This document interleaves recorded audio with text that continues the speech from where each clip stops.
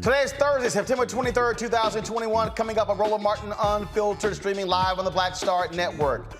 More pressure being applied to President Joe Biden's administration dealing with the Haitian migrant crisis. You've got his Haitian envoy resigns in protest, blasting the American policy. You have the Congressional Black Caucus demanding answers. We'll be joined by Congresswoman Frederica Wilson and also Congresswoman Yvette Clarke. You also have black activists right now gathering supplies in Dallas, traveling to Del Rio, Texas as well. You also have the Haitian government also saying, hey, slow down the deportations so they can also have time to catch up, folks. We got all of these areas covered, and Press Secretary Jen Psaki taking tough questions from black journalists at the White House. We got it all broken down. We have it for you right here on Roland Martin Unfiltered. Also on today's show, Black and Missing. Mainstream media all of a sudden discovers missing black people.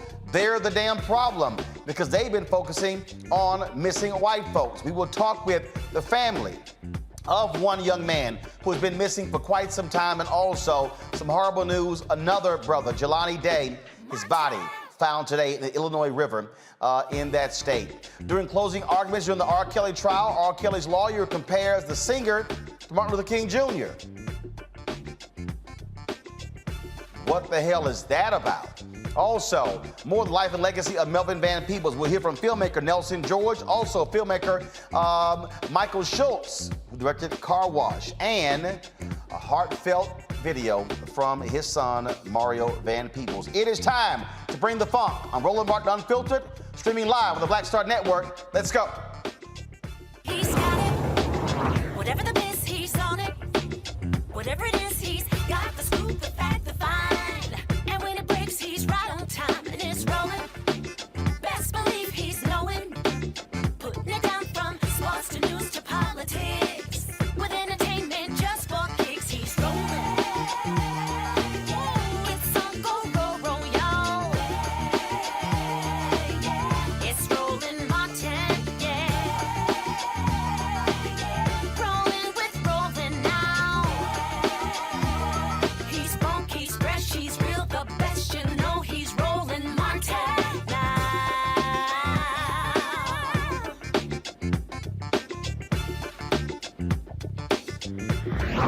Martin. Far too many weak answers coming from the Biden administration as it relates to the Haitian migrant crisis happening on the Texas border. They continue to deport folks. They also are having more challenge them on their policy when it came to Border Patrol using horse reins to whip those individuals. The cops involved placed on administrative leave, but also what is America's policy in the treatment of Haitians? Why do we see a continuation of Haitians being treated far differently than Afghan refugees or even Cubans? We got comprehensive coverage on today's show. Joining us right now is Congresswoman Frederica Wilson out of Florida. Congresswoman, glad to have you on the show. I have been asking that question repeatedly. We know this goes back to the administration of President Jimmy Carter as to why America treats Haitians differently from Cubans and how they're being treated right now on the border. What answers have you gotten from Vice President Kamala Harris, from President Joe Biden, from others as well? Well, it is very clear, and it has always been clear, that there's a difference between the way they treat all black immigrants versus white immigrants. So there's racism at the border. It's always been there. And as the Congressional Black Caucus moves forward, we're trying to address that. Right now, we are demanding that all deportations to Haiti cease. Stop right now. No one needs to be deported to Haiti. Haiti cannot receive any repatriated people at this time. Haiti is not in the condition to receive anyone. And I see them moving people now on the airplane, going back to Haiti. Many of them do not even know that they're going to go back to Haiti. They have not just left Haiti. They have just left Chile. They've left other Central American countries, and some of them just speak Spanish. So this is 10 and 15 years ago, and they're repatriating these people to Haiti, and it must stop now. I am pissed. That's my new word. Pissed beyond my reservation. I am stunned that we are experiencing this under a Democratic president. This makes no sense. Now, you see the continuation of the policies of Donald Trump when it comes to Title 42, the usage of that. President Biden, then we was running, said he was going to be treating Haitians more humanely. What the hell happened? Well, it is my understanding that this surge came as a surprise. They were not prepared for the surge. They were not ready for them as far as shelter, as far as food, as far as water, clean water, sanitation. They just came. And what is going on? There is a cottage industry of criminals who have created this, I guess you would say, misinformation across the Western Hemisphere saying, you see, the Afghans were let in. They have opened the border. Just come, pay us. We will bring you. And so these people, the money that they have saved, and they were sending it back to Haiti, they're using that money to travel with these people to the border. So they're being hoodwinked to think that the border is open. However, now that they are there, this has turned into a humanitarian crisis for the United States. The optics around the world is not good for the White House. So they need to solve this problem today. And it begins with stabilizing Haiti. You cannot deport anyone back to Haiti or anyone to Haiti without stabilizing Haiti. And they have not done that. So they need to give these Haitian nationals an asylum hearing, a date, carry them through the process. And if some of them are wearing ankle bracelets, it is my understanding. Some we have welcomed here in Miami, but it's still not enough. So we're asking the faith-based community to reach out, to offer them the ability to be their sponsors, because I believe those who have sponsors, they're allowing them to be released in the United States and giving them a court date. They have separated the children and put them on the Health and Human Services, because unaccompanied children have other guidelines that they're under. Who they are repatriating are Black men who we need here in America. There are enough jobs, there are enough places who will welcome them, and they need to stop repatriating them.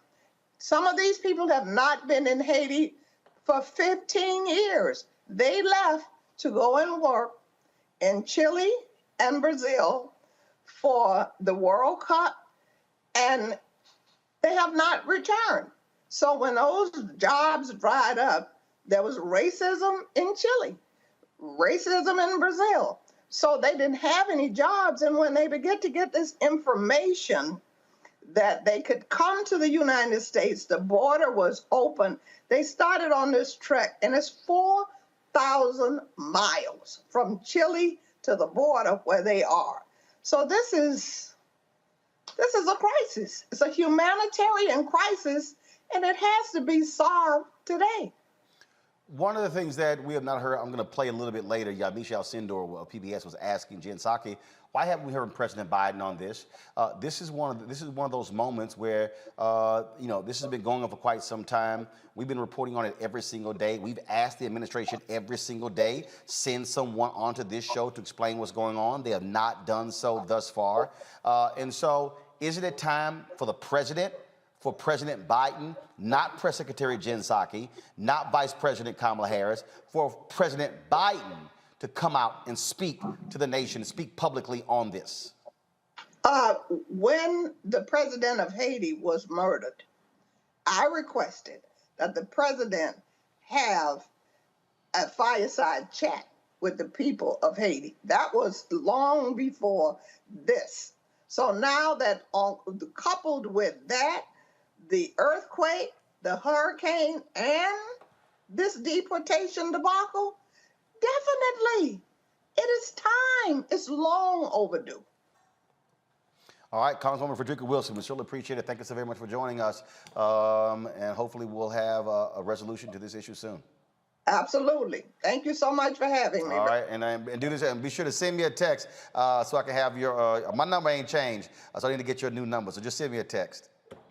Okay. All right, love the hat. All right, take care. Folks, today, as I said, Yamisha Alcindor was questioning Jen Psaki, the press secretary. It got a little heated. Here's this exchange today, the White House briefing room. Go ahead, Yamish. Thanks, Chad. A couple of questions on Haiti. The first is the president has often used his bully pulpit during the most important times in his administration. Why is he not using that bully pulpit to speak out forcefully himself on the treatment of patients? I would say, Yamish, certainly I've represented to you all his point of view. His point of view is also reflected in the actions that have been taken through the administration, including the investigation, including the change in policy. The Secretary of Homeland Security oversees these efforts and has been quite outspoken and quite visible on what steps we should take moving forward. And he certainly may still speak to it. Obviously, there's a lot of events happening here, including the UN General Assembly, COVID, and others, and I wouldn't rule that out. And just to say, respectfully, I just have a couple more questions. Everyone else got questions in. Respectfully, I understand that you are the spokesperson for the president. These are images that are traumatizing Haitian Americans that he promised to treat respectfully and with humanity. Why isn't the president telling people himself these images that people say look like slavery are wrong? Me as president, I as president, condemn them. How is he not doing that? Why is he not doing that? What are people supposed to take away from the fact that he's not at the bully pulpit himself talking about these images? Yamish, I think people should take away that his actions make clear how horrible and horrific he thinks these images are, including an investigation, including a change of policy, including conveying clearly that this is not acceptable and he's not going to stand for this in the Biden-Harris administration. Our actions make that absolutely crystal clear, as have our engagements with a range of voices, a range of concerned advocates, members of Congress, and others who we want to communicate with, not just about our horror, but also about what our immigration policy is moving forward. Also said in his letter, he called the U.S. policy inhumane, deeply flawed. Does the president believe anything in this letter that Daniel Foote is saying rings true, has some sort of point that he believes is true? Which aspect? He called the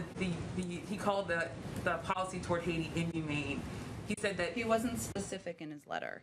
What I noted earlier before, let me finish, Yamish. What I noted earlier before is that we have taken very specific actions as it relates to the horrific photos that we're not going to stand for in this administration. I don't know if he was referring to that or something else. That's why I raised the point. His purview, let me finish, Amish. His purview was not about migration. He didn't raise his concerns about migration privately. We respect his point of view, respect his ability to bring forward concerns, to raise ideas, to raise proposals. That's certainly something the president welcomes from everybody on his team, and something that he had the opportunity to do in a range of meetings. We also have to make decisions here based on what we feel are going to help promote democracy in Haiti, including Haitian-led reforms, Haitian-led steps on the ground to make changes in the country. A number of people who say that he did raise concerns over the deportation of Haitians and the treatment of Haitians. Are you saying then that Daniel Floyd is not telling the truth in this letter?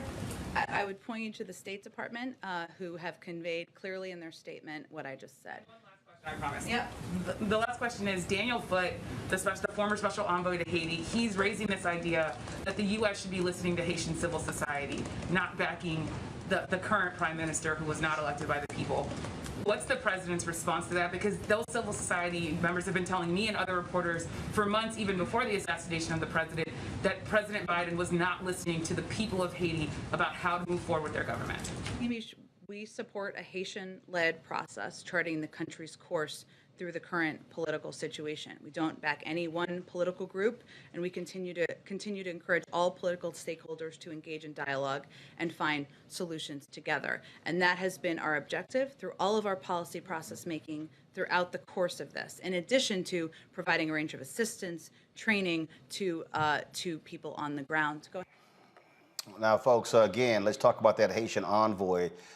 In his resignation letter to Secretary of State Anthony Blinken, Daniel Foote says the inhumane and counterproductive decision to deport thousands of Haitian refugees have led to his immediate resignation. This is the letter here that he lays out. First of all, I don't want to go to that first, folks. I'm going to go this here. I'd rather have the whole letter. I want to do this here. Let me pull up, because I want to show the lead paragraph, which is the most important, because he gets right to the issue quite quickly in this here. And this is what he says. Come to my computer, please. This is what he says. Our policy approach to Haiti remains deeply flawed, and my recommendations have been ignored and dismissed when not edited to project a narrative different from my own. The people of Haiti, mired in poverty, hostage to the terror, kidnappings, robberies, and massacres of armed gangs, and suffering under a corrupt government with gang alliances, simply cannot support the forced infusion of thousands of returned migrants lacking food, shelter, and money without additional avoidable human tragedy. The collapsed state is unable to provide security or basic services, and more refugees will fuel further desperation and crime. Surging migration to our borders will only grow as we add to Haiti's unacceptable misery. Haitians need immediate assistance to restore the government's ability to neutralize the gangs and restore order through the national police. They need a true agreement across society and political actors with international support to chart a timely path to the democratic selection of their next president and parliament.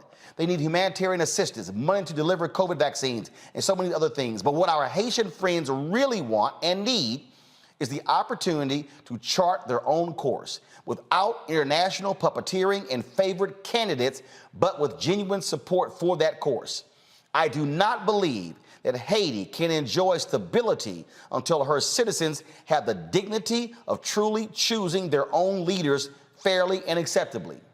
Last week, the U.S. and other embassies in Port-au-Prince issued another public statement of support for the unelected de facto Prime Minister, Dr. Ariel Henry. And I'm going to pull up this second piece right here. He said, as interim leader of Haiti, and have continued to tout his, quote, political agreement over another broader earlier accord shepherded by civil society. The hubris that makes us believe that we should pick the winner again is impressive. This cycle of international political interventions in Haiti has consistently produced catastrophic results. More negative impacts to Haiti will have calamitous consequences, not only in Haiti, but in the U.S. and our neighbors in the hemisphere. Signed, Daniel Foote, and he will, of course, he sent it to the Undersecretary for Political Affairs, the Assistant Secretary for Western Hemisphere Affairs, the Acting Director General, Congressman Gregory Meeks, Chair of the U.S. House of Representatives Foreign Affairs Committee, and Congressman Andy Levin, House of Representatives. I've seen a lot of resignation letters, Dr. Greg Carr, but very few have been that blunt in resigning in protest from the State Department. Well, it's always good to be with you and with everyone on Thursdays, Roland, weekly. But, you know, this is a particularly heavy week. And another reason why Black Star Network is so important. This story is going to be covered a lot of places, but it won't be covered anywhere like this. Daniel Foote basically is a traitor. He's a traitor to the American project in this moment. They threw him under the bus. This is a career diplomat. He joined the Department of State in 1998. He has been stationed in Zambia. He has worked in Central America. He has done Bolivia, other places, Latin America.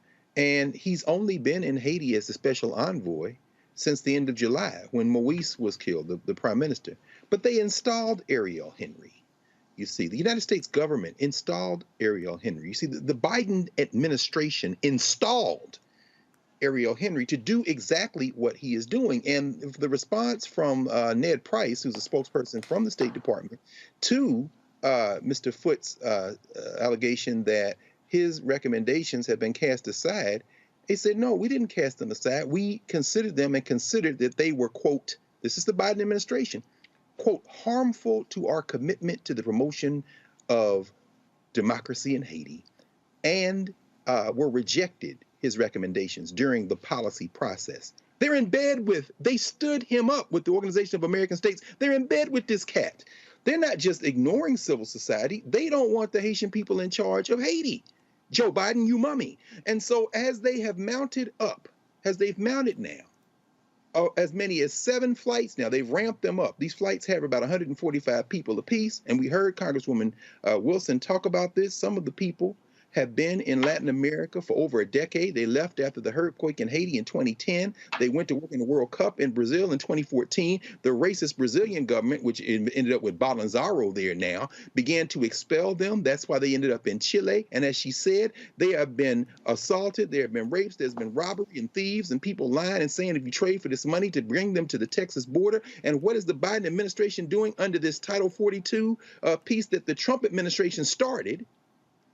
Joe Biden, they've been using the excuse that we're deporting people because of COVID, and they appealed a federal ruling that said you can't use that excuse. The Biden administration just appealed that. They are deporting people, and they're going to try to deport as many of them as they can, or turn them back to Mexico, release some into the United States. But Foote, apparently, Roland, finally, brother, he's had enough.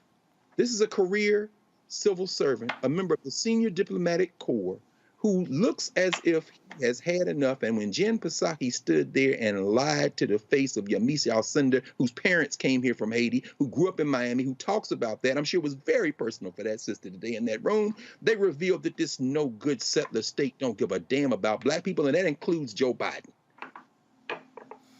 Reese Colbert, Black Women and Views. What's really interesting here when we talk about what's going on here is, yes, there is an expectation that a President Joe Biden was going to treat folks differently than Donald Trump did. Mm-hmm. And Joe Biden has got some answering to do to Black people. Absolutely.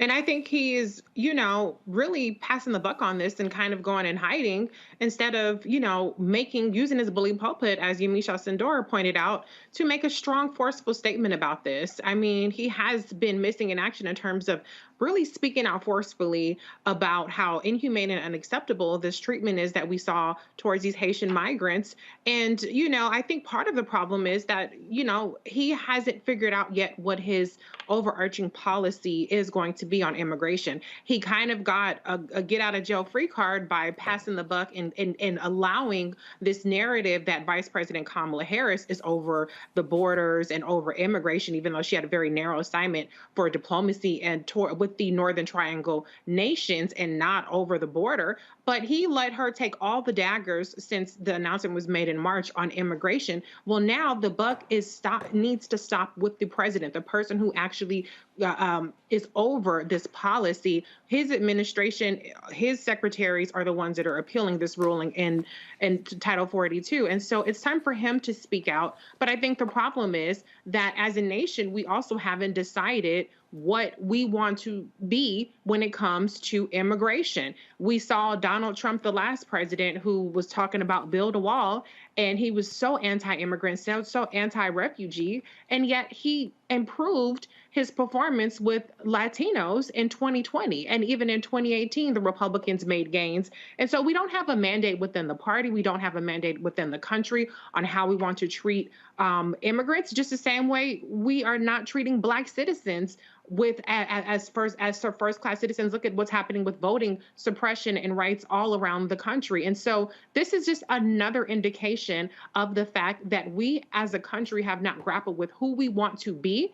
And as a result, we continue to be who we have always been, which is inhumane, treating Black people, whether they're immigrants, whether they're Black citizens, as second-class citizens, and inflicting more pain and horror. And there's absolutely no reason to be, quote unquote, repatriating Haitian migrants and refugees back to a homeland. It's their original homeland, but places they have not been for over a decade. So there are so many flaws in this, but I also have to point out, I know people don't want to hear about logistics and facts, but there is a logistical aspect here that needs to be addressed as well. Maybe this is something that Congress can work on. The fact of the matter is there are over 300,000 open asylum cases. These are people that have already passed the first threshold that are working their way through the system. They only approve about 30,000 a year. At the rate of approval, it's going to take 4 years to get through all of the open asylum cases. You have over 1 million quote unquote open removal cases where they've determined that these folks need to be deported.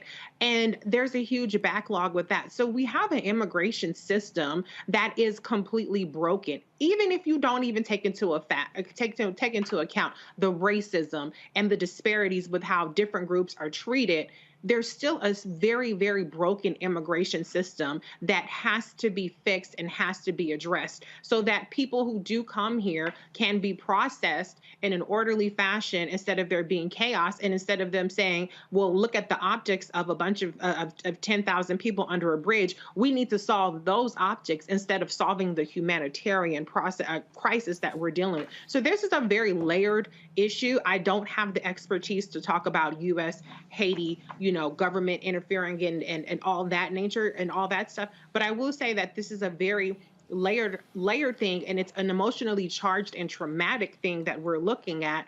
But there are so many issues that need to be addressed that aren't even a part of the conversation yet. Before I go to you, would you and my Congresswoman Yvette Clarke of New York. Congresswoman Clarke, glad to have you here on Roland Martin Unfiltered. You represent a number of Haitians in your district, a number of Haitian Americans. What are they saying to you? What are you hearing from them regarding this crisis on the Texas border? Roland, they are distraught, but they are not dissuaded. They are energized to do whatever they must do, what we must do to make sure that, one, there's accountability with the Department of Homeland Security and Border Patrol, but two, most importantly, that the Haitian migrants are given the same due process that all of the migrants seeking refugee status, asylum in the United States are afforded. We are very focused.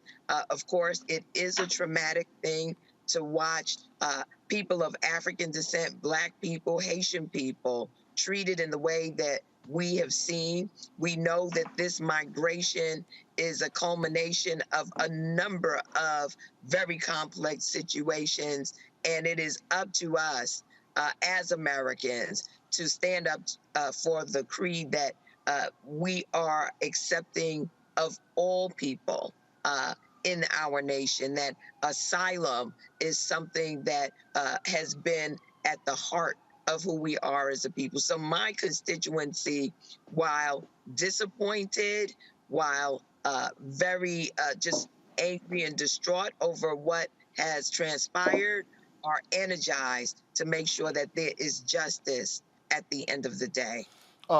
This is, of course, Democratic administration. Bottom line is, if this was Donald Trump, folks would be raising holy hell all up and down. As far as we're concerned, there's no difference. How these black migrants are being treated is wrong, and President Joe Biden needs to say something. He needs to be seen speaking. We've heard from Vice President Kamala Harris. We've heard from Press Secretary Jen Psaki. We've heard from CBC members, Congresswoman Joyce Beatty, the chair, and so many others. When is he going to say something that speaks to this issue? Because he pledged to treat migrants humanely when he was running for president. Well, now he's in the office. Well, it's my hope that he's hearing the outcry of the people. Certainly, we went to the White House to make it plain to them, we being members of the Congressional Black Caucus, me being the head of the Immigration Task Force, co-chair of the Caribbean Caucus and co-chair of the Haiti Caucus in the House of Representatives. I've made it unequivocally clear that what we have experienced as people of African descent was amplified in terms of the marginalization and brutality against Black bodies that we witnessed with this these Border Patrol agents. We have asked that these Border Patrol agents be held accountable, and as far as I'm concerned, that means dismissed, and that there are a whole host of other actions that need to be taken by this administration. So we recognize that this was a digression that can be overcome. Right now, we've asked for the halt of any more repatriation of Haitian nationals back to Haiti. And again, that there be due process for those who are seeking refuge and asylum in the United States of America. I've seen the administration begin to move in that direction. I'm holding them accountable each and every day. As you know, we want accountability, we want transparency, and most of all, we want our people to be treated with human dignity. Congresswoman Yvette Clarke, we certainly appreciate it. Thank you so very much for joining us. Thank you for having me, Roland, and thank you for being on top of this issue, as I know you would have been. But this is something we cannot abide with as Americans, as African Americans, as Black Americans, and in my case, as a Caribbean American. This strikes at the heart of who we are as a nation, and this will not be the final word. There's much more that needs to be done, not only for these migrants, but for the island nation of Haiti. And I intend to be on the front lines and leading that charge. So thank you once again, and I appreciate the attention you're giving to this issue, Roland. Thank you so much. I appreciate it. Thank you so very much. All right, Faraji Muhammad, your thoughts on all of this. It is certainly increasing. It's a problem. We're seeing this all across. We're seeing, of course, activists work to pull together resources. They're doing that in Dallas as we speak. We're going to try to get Tamika Mallory, Reverend Freddie Haynes on the line as well. They're going to be driving supplies and resources down to Del Rio. I saw Pastor Jamal Bryant and others are going to be heading down there as well. Biden administration has got a problem, and I don't know who the hell is advising them, but they better fix it real quick. Oh, no doubt, Brother Roland. And this is why it's important for us to even have this conversation, because one of the big questions I was going to, would ask any Black political leader, whether it was Representative Wilson or Congresswoman Clarke, is what should the average Black American do right now? What should be done? Because I see Jay Morrison, other folks are talking about hitting the Del Rio. What about those of us at home? How do we help? How do we support? How do we get involved? How do we offer our, our services or whatever that can be done? I think that's a big question for us to create the sense of camaraderie, brotherhood, and sisterhood among the people. But the other thing I think is very interesting too, Brother Roland, is the fact that AP News reported this, that the criteria for deciding who is flown to Haiti and who is released in the U.S. are a mystery.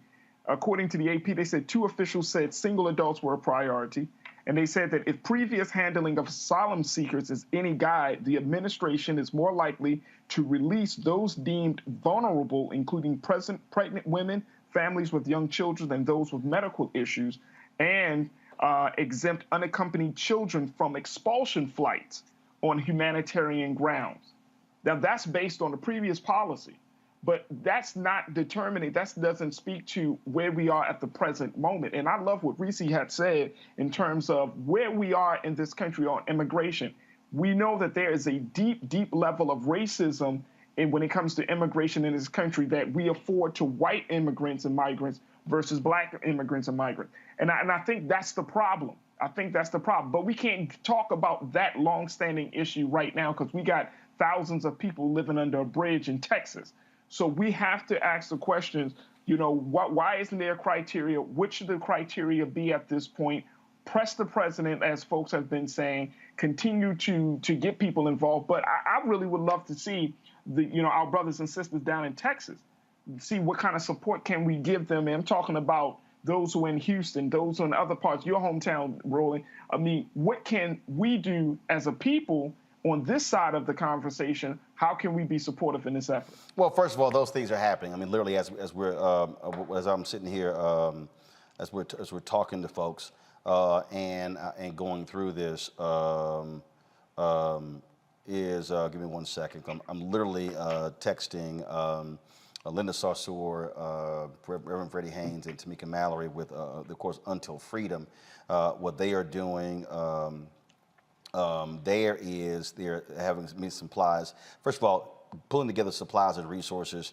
And one of the things that Linda just said is we now have an 18-axle truck that we don't even know what to do with, plus the first truck we had. She said people were just waiting for folks to tell them how to help. So that's happening. But the issue that, of course, that you're going to have is, if people all of a sudden just start sending stuff, you got to have a place to send it to. Right. Well, you can't. And so the problem here is folks are going down the Del Rio, but here's the first question. Are those goods, supplies, going to be able to get to the people? What do you do with it? And so you go down, what do you do? And so it's the same thing when you get the earthquake. Our whole deal was we will tell you where to send stuff, but it's got to go to the right place. Greg, go ahead. No. I'm just rolling to the point, and I am equipped to have this conversation about U.S. interference in policy of Haiti and the government. And all these things are true at the same time. There isn't a broken immigration system in this country, particularly since 1965, the Immigration and Naturalization Act. What there is a determined attempt to curate who gets to come in this country and who doesn't. Mm-hmm. It's not broken. It's not broken at all. In fact, it is a spigot that has always been controlled as far back as the 1882 Chinese Exclusion Act to keep this country white. Now, in terms of the U.S. policy toward Haiti, the Biden administration is following in the footsteps, as you have said, Roland, of every administration going back to the damn Haitian Revolution when it comes to regulating how Haiti fits in the geopolitics of this hemisphere. So that the corporate interests in Haiti, I'm talking about the people who make the draws and the baseballs in both the Haiti and Dominican Republic, that is what is informing the fact that after the assassination of Moise, when this guy went down there as Biden's emissary, the special envoy, in July, to now, they took out the person that the remnants of the Haitian government decided you be the leader until we get. The Biden administration is like, no. They vetted Dr. Henry, along with the Organization of American States. None of this is hidden. It takes maybe a few keystrokes and a couple of conversations to see. And so as people in the United States want to send aid, the folk who are down there under the bridge at Del Rio, access has been blocked by the local police and the federal government. it's important to understand also that number is shrinking decidedly. Why? Because they are flying people back. At last count I have, and you may have more recently, there are less than 4,000 people down there now. There are 3.2 thousand people in custody. There are over 1,400 who have been returned, whether they're sent back to Mexico or even, depending on their papers, back to the sources of where they came from. And the flights, as many as now, 7 a week, this uptick by the Biden administration, are landing at Toussaint Louverture. People are getting off the plane, and in one case, tried to fight the ICE people to get back on the plane, come back to the United States because they have nothing in Haiti. Now, the only other thing I'll say is that this is not unrelated. I know people get tired of me hearing me saying, but it's okay. Do a little research. There is no we in this country. There's no moral core in this country. There's no we're better than this. The sitting vice president of the United States made a statement. This is after the damn Democratic Party gave the right wing talking points by showing her at the Howard Hampton football game Saturday, combining it with these Haitians under the bridge, and basically revealing the fact that the Biden administration set her up in the first place by, as you say, Reese, saddling her with this idea that you would control the border, which was never supposed to include all this. But at the end of the day, even the vice president has said something. Right now, we are all Haitians. One of the most encouraging things I've seen in this, and that I think we've seen in this, is that we have set aside all our little petty differences about where the black people come from, we continental Africans. Yeah. You heard Yvette Clark, you heard Frederica Wilson. We are all Haitians. And that cracker on that horse with that whip, bring it, baby, because your little country's falling apart. You're going to whip the right one in a minute. Y'all real close now. You're taking another step closer to the dissolution of this settler project. There's nothing broken in this country. There's nothing broken in this country. This is an anti-black project. And we're seeing another example of it today in Texas. Well, when you talk about how this view of whiteness, and I've told y'all about this white supremacist Charlie Kirk, big-time Trump person. Listen to what he said about what should be happening with the border dealing with Haitians. Listen. Of course, that's a lie. We know that's not true. You have pictures of people that have pieces of paper that says, please help us. I do not speak English. What bus do I need to take? Thanks for your help. As they get released into the interior of the United States. Bill Malhusian is saying they are releasing entire family units into the United States. Now, some people are saying I'm being too harsh on Texas. Well, Texas, whether they like it or not, are front and center, smack dab in the middle of the great question of our time, which is, who runs the country? What do you do when you start to have a apathetic tyrant, now apathetic when it comes to immigration law, but very engaged when it comes towards forcing vaccinations? What do you do? I know so many amazing patriots in the great state of Texas, and I love Texas, that have been waiting and are willing for this moment. Deputize a citizen force. Put them on the border. Give them handcuffs. Get it done. Sure, that's dramatic. You know what's dramatic? The invasion of the country. We're going to talk more about that. We're going to talk about how the other side has openly admitted that this is about bringing in voters that they want and they like, and honestly diminishing and decreasing white demographics in America. We're going to say that part out loud because so many people in the corporate media are afraid to talk about it. Charlie Kirk here. Check out the Charlie Kirk Show podcast. Be right back. No, Charlie, we aren't afraid to talk about what you white nationalists have been saying and want to do because we've been calling that out. First of all, let's just be clear. You can't blame what's happening with decreasing white folks on migrants. Y'all the ones who stopped screwing.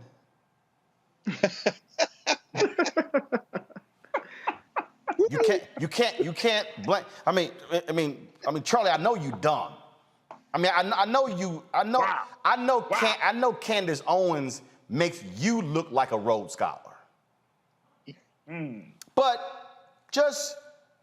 let me just show you a couple of things here, Charlie, that probably you had know nothing about because aren't you also like a college dropout, just like Candace? Let's see here. We're going to type in here. Go to my computer, please. Declining white birth rates in America. What comes up? Right here. White deaths exceed births in a majority of U.S. states. Let me go ahead and increase this here. In 2016, more non-Hispanic whites died than were born in 26 states, more than at any time in U.S. history. See, Charlie, y'all the ones who not screwing. And that's really what the pushback, Reese, Faraji, and Greg, is all about. They are, oh my God, we're losing this. The demographic numbers, that's the whole deal. The opioid crisis made it worse. White life expectancy dropped.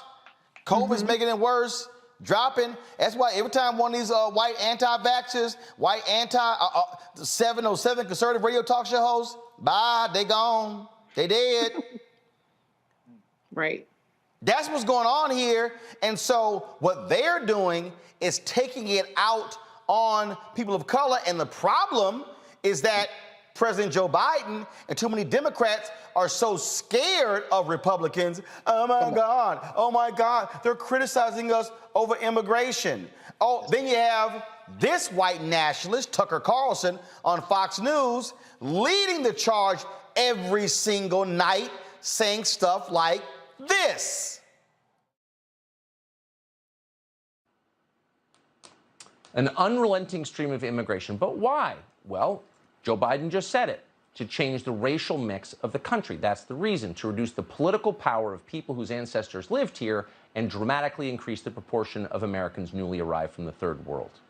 And then Biden went further. He said that non-white DNA is the, quote, source of our strength. Imagine saying that.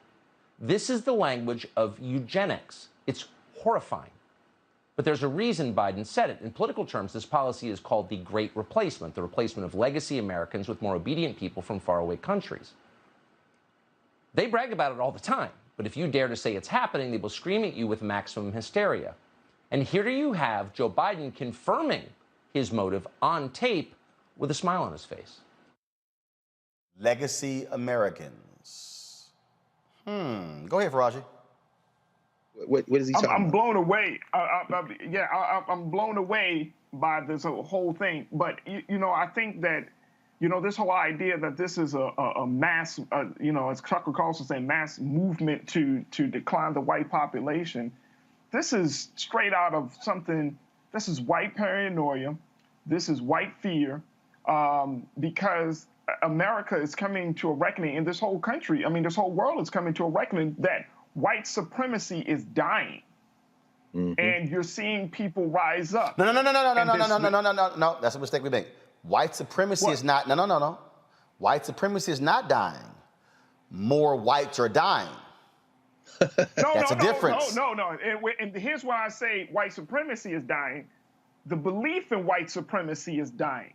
That is, people are starting to rebel against that idea of this. Black people, brown people across this country, across this world. Here's the no. See, no. Gotta correct you, my brother. Here's why. Go ahead, Here's why. By 2043, okay, America will be a nation majority people of color.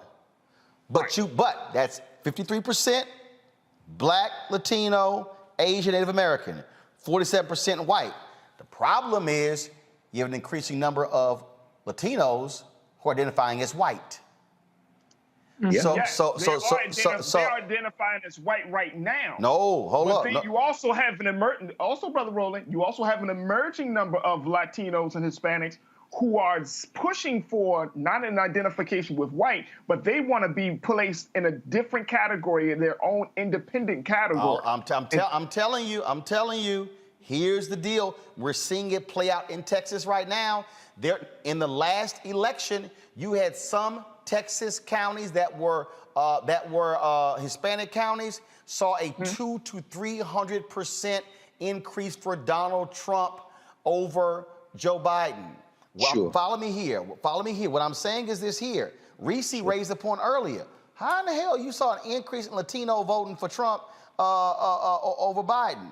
It's because we got to deal with it. You have an increasing number of Latinos / Hispanics, depending upon what part of the country you're in, who identify as white values, white view of America, and don't feel for us. And so when we talk about black and brown coalition, we got to understand. And of course, I have seen this with my own eyes and my experience in Texas. There's a difference between somebody who is from Mexico, there's somebody from Peru, there's somebody from Venezuela, somebody from Nicaragua, somebody from Colombia.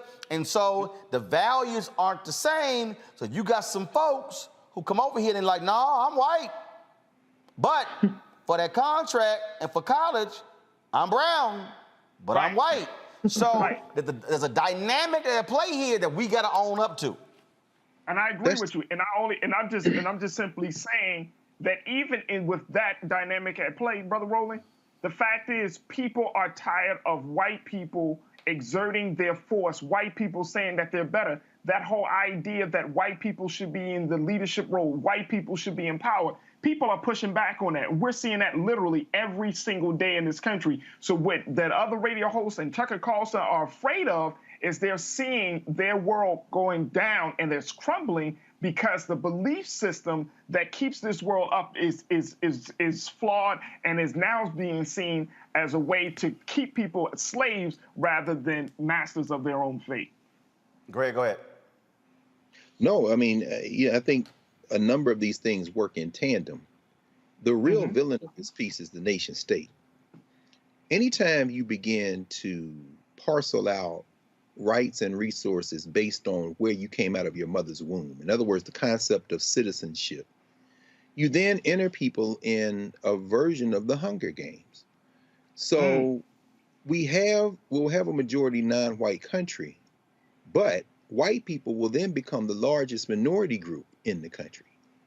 And what holds whiteness together is anti-blackness.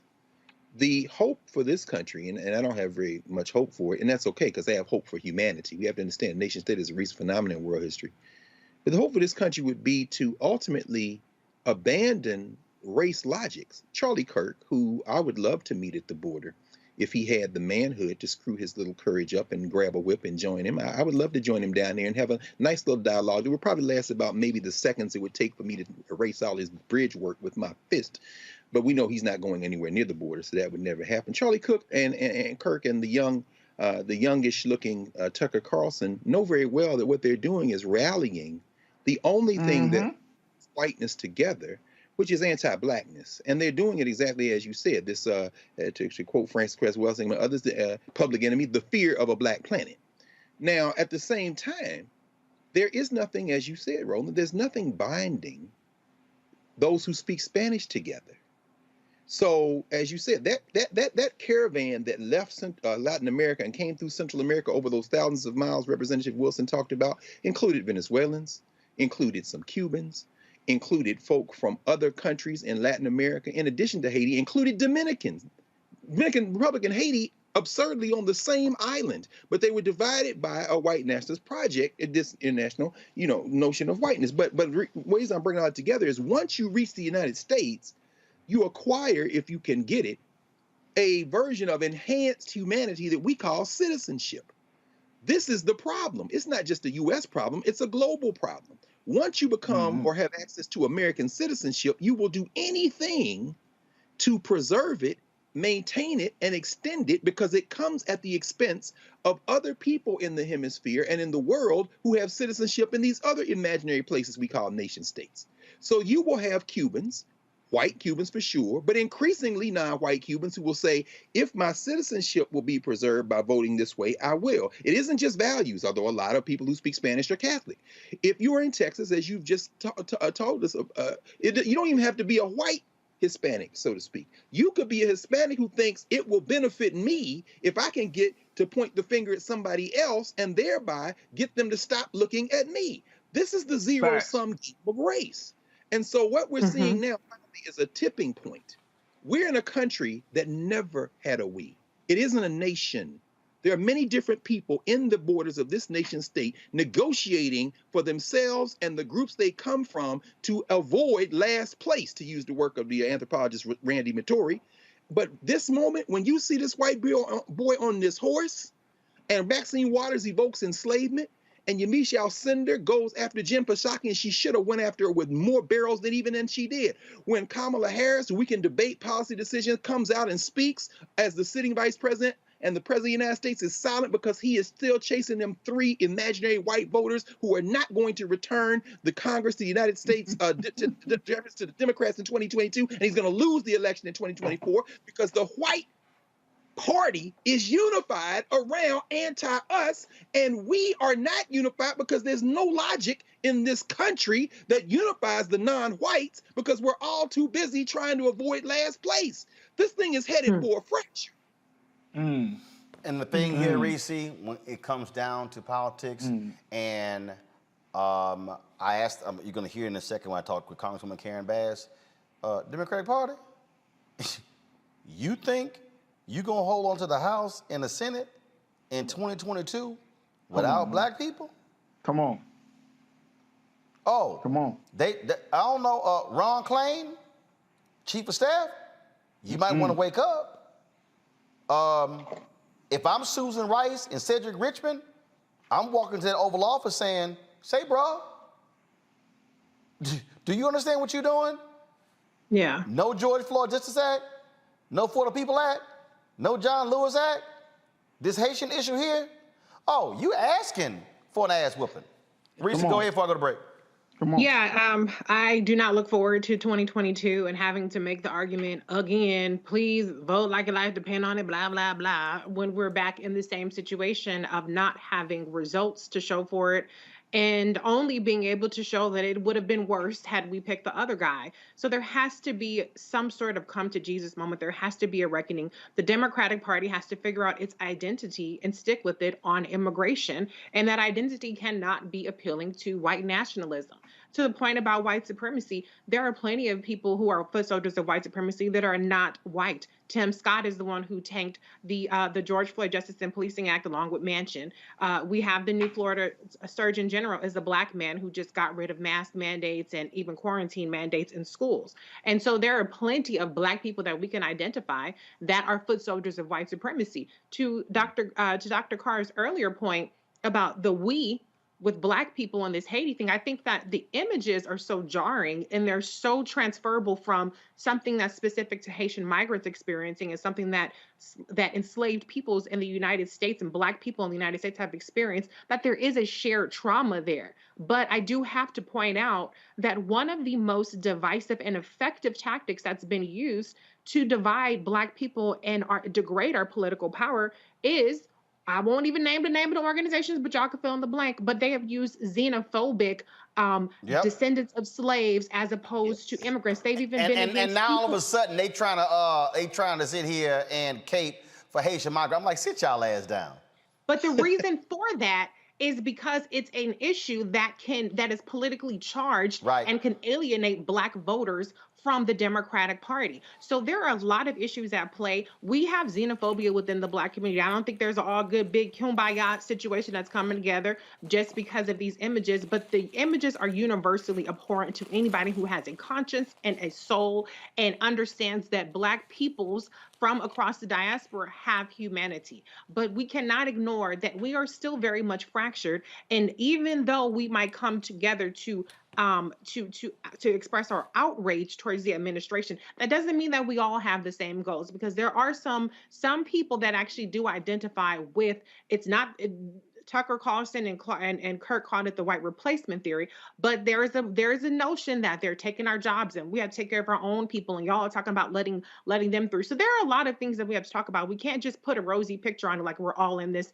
together and we're all united. We have to deal with those with those issues within our community as well, so that we can really harness our political power so that everybody in our community benefits. Folks, we got a lot more on today's show. I got to go to a break.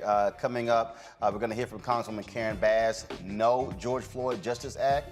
Where you at, Senator Tim Scott? I thought you were going to bring at least 10 Republicans with you. Same 10 Senator Joe Manchin is going to bring, huh?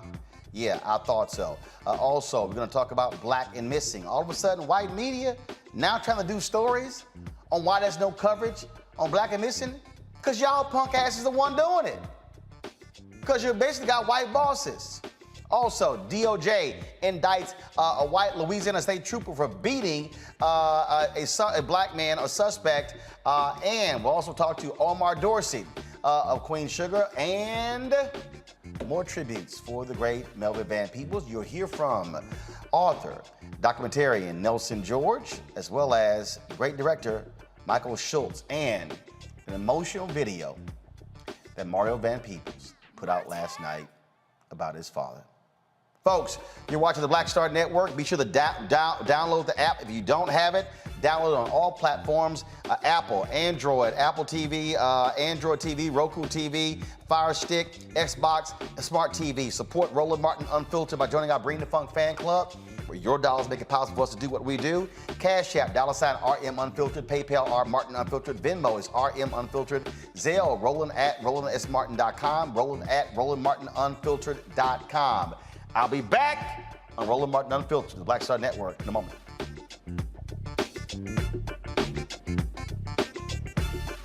I believe that people our age have lost the ability to focus the discipline on the art of organizing. The challenges, there's so many of them and they're complex, and we need to be moving to address them. But I'm able to say, watch out, Tiffany, I know this road. That is so freaking dope.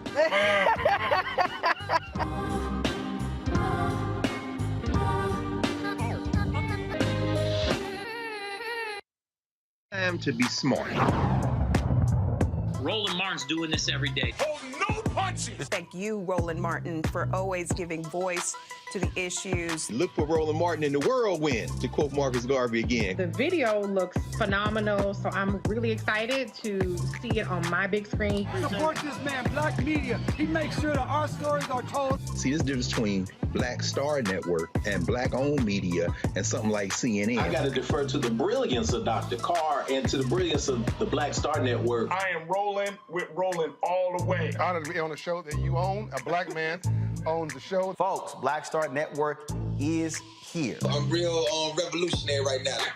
Roland was amazing on there. Stay black. I love y'all. I can't commend you enough about this platform that you've created for us to be able to share who we are, what we're doing in the world, and the impact that we're having. Let's be smart. Bring your eyeballs home. You can't be black-owned media and be scared. You dig?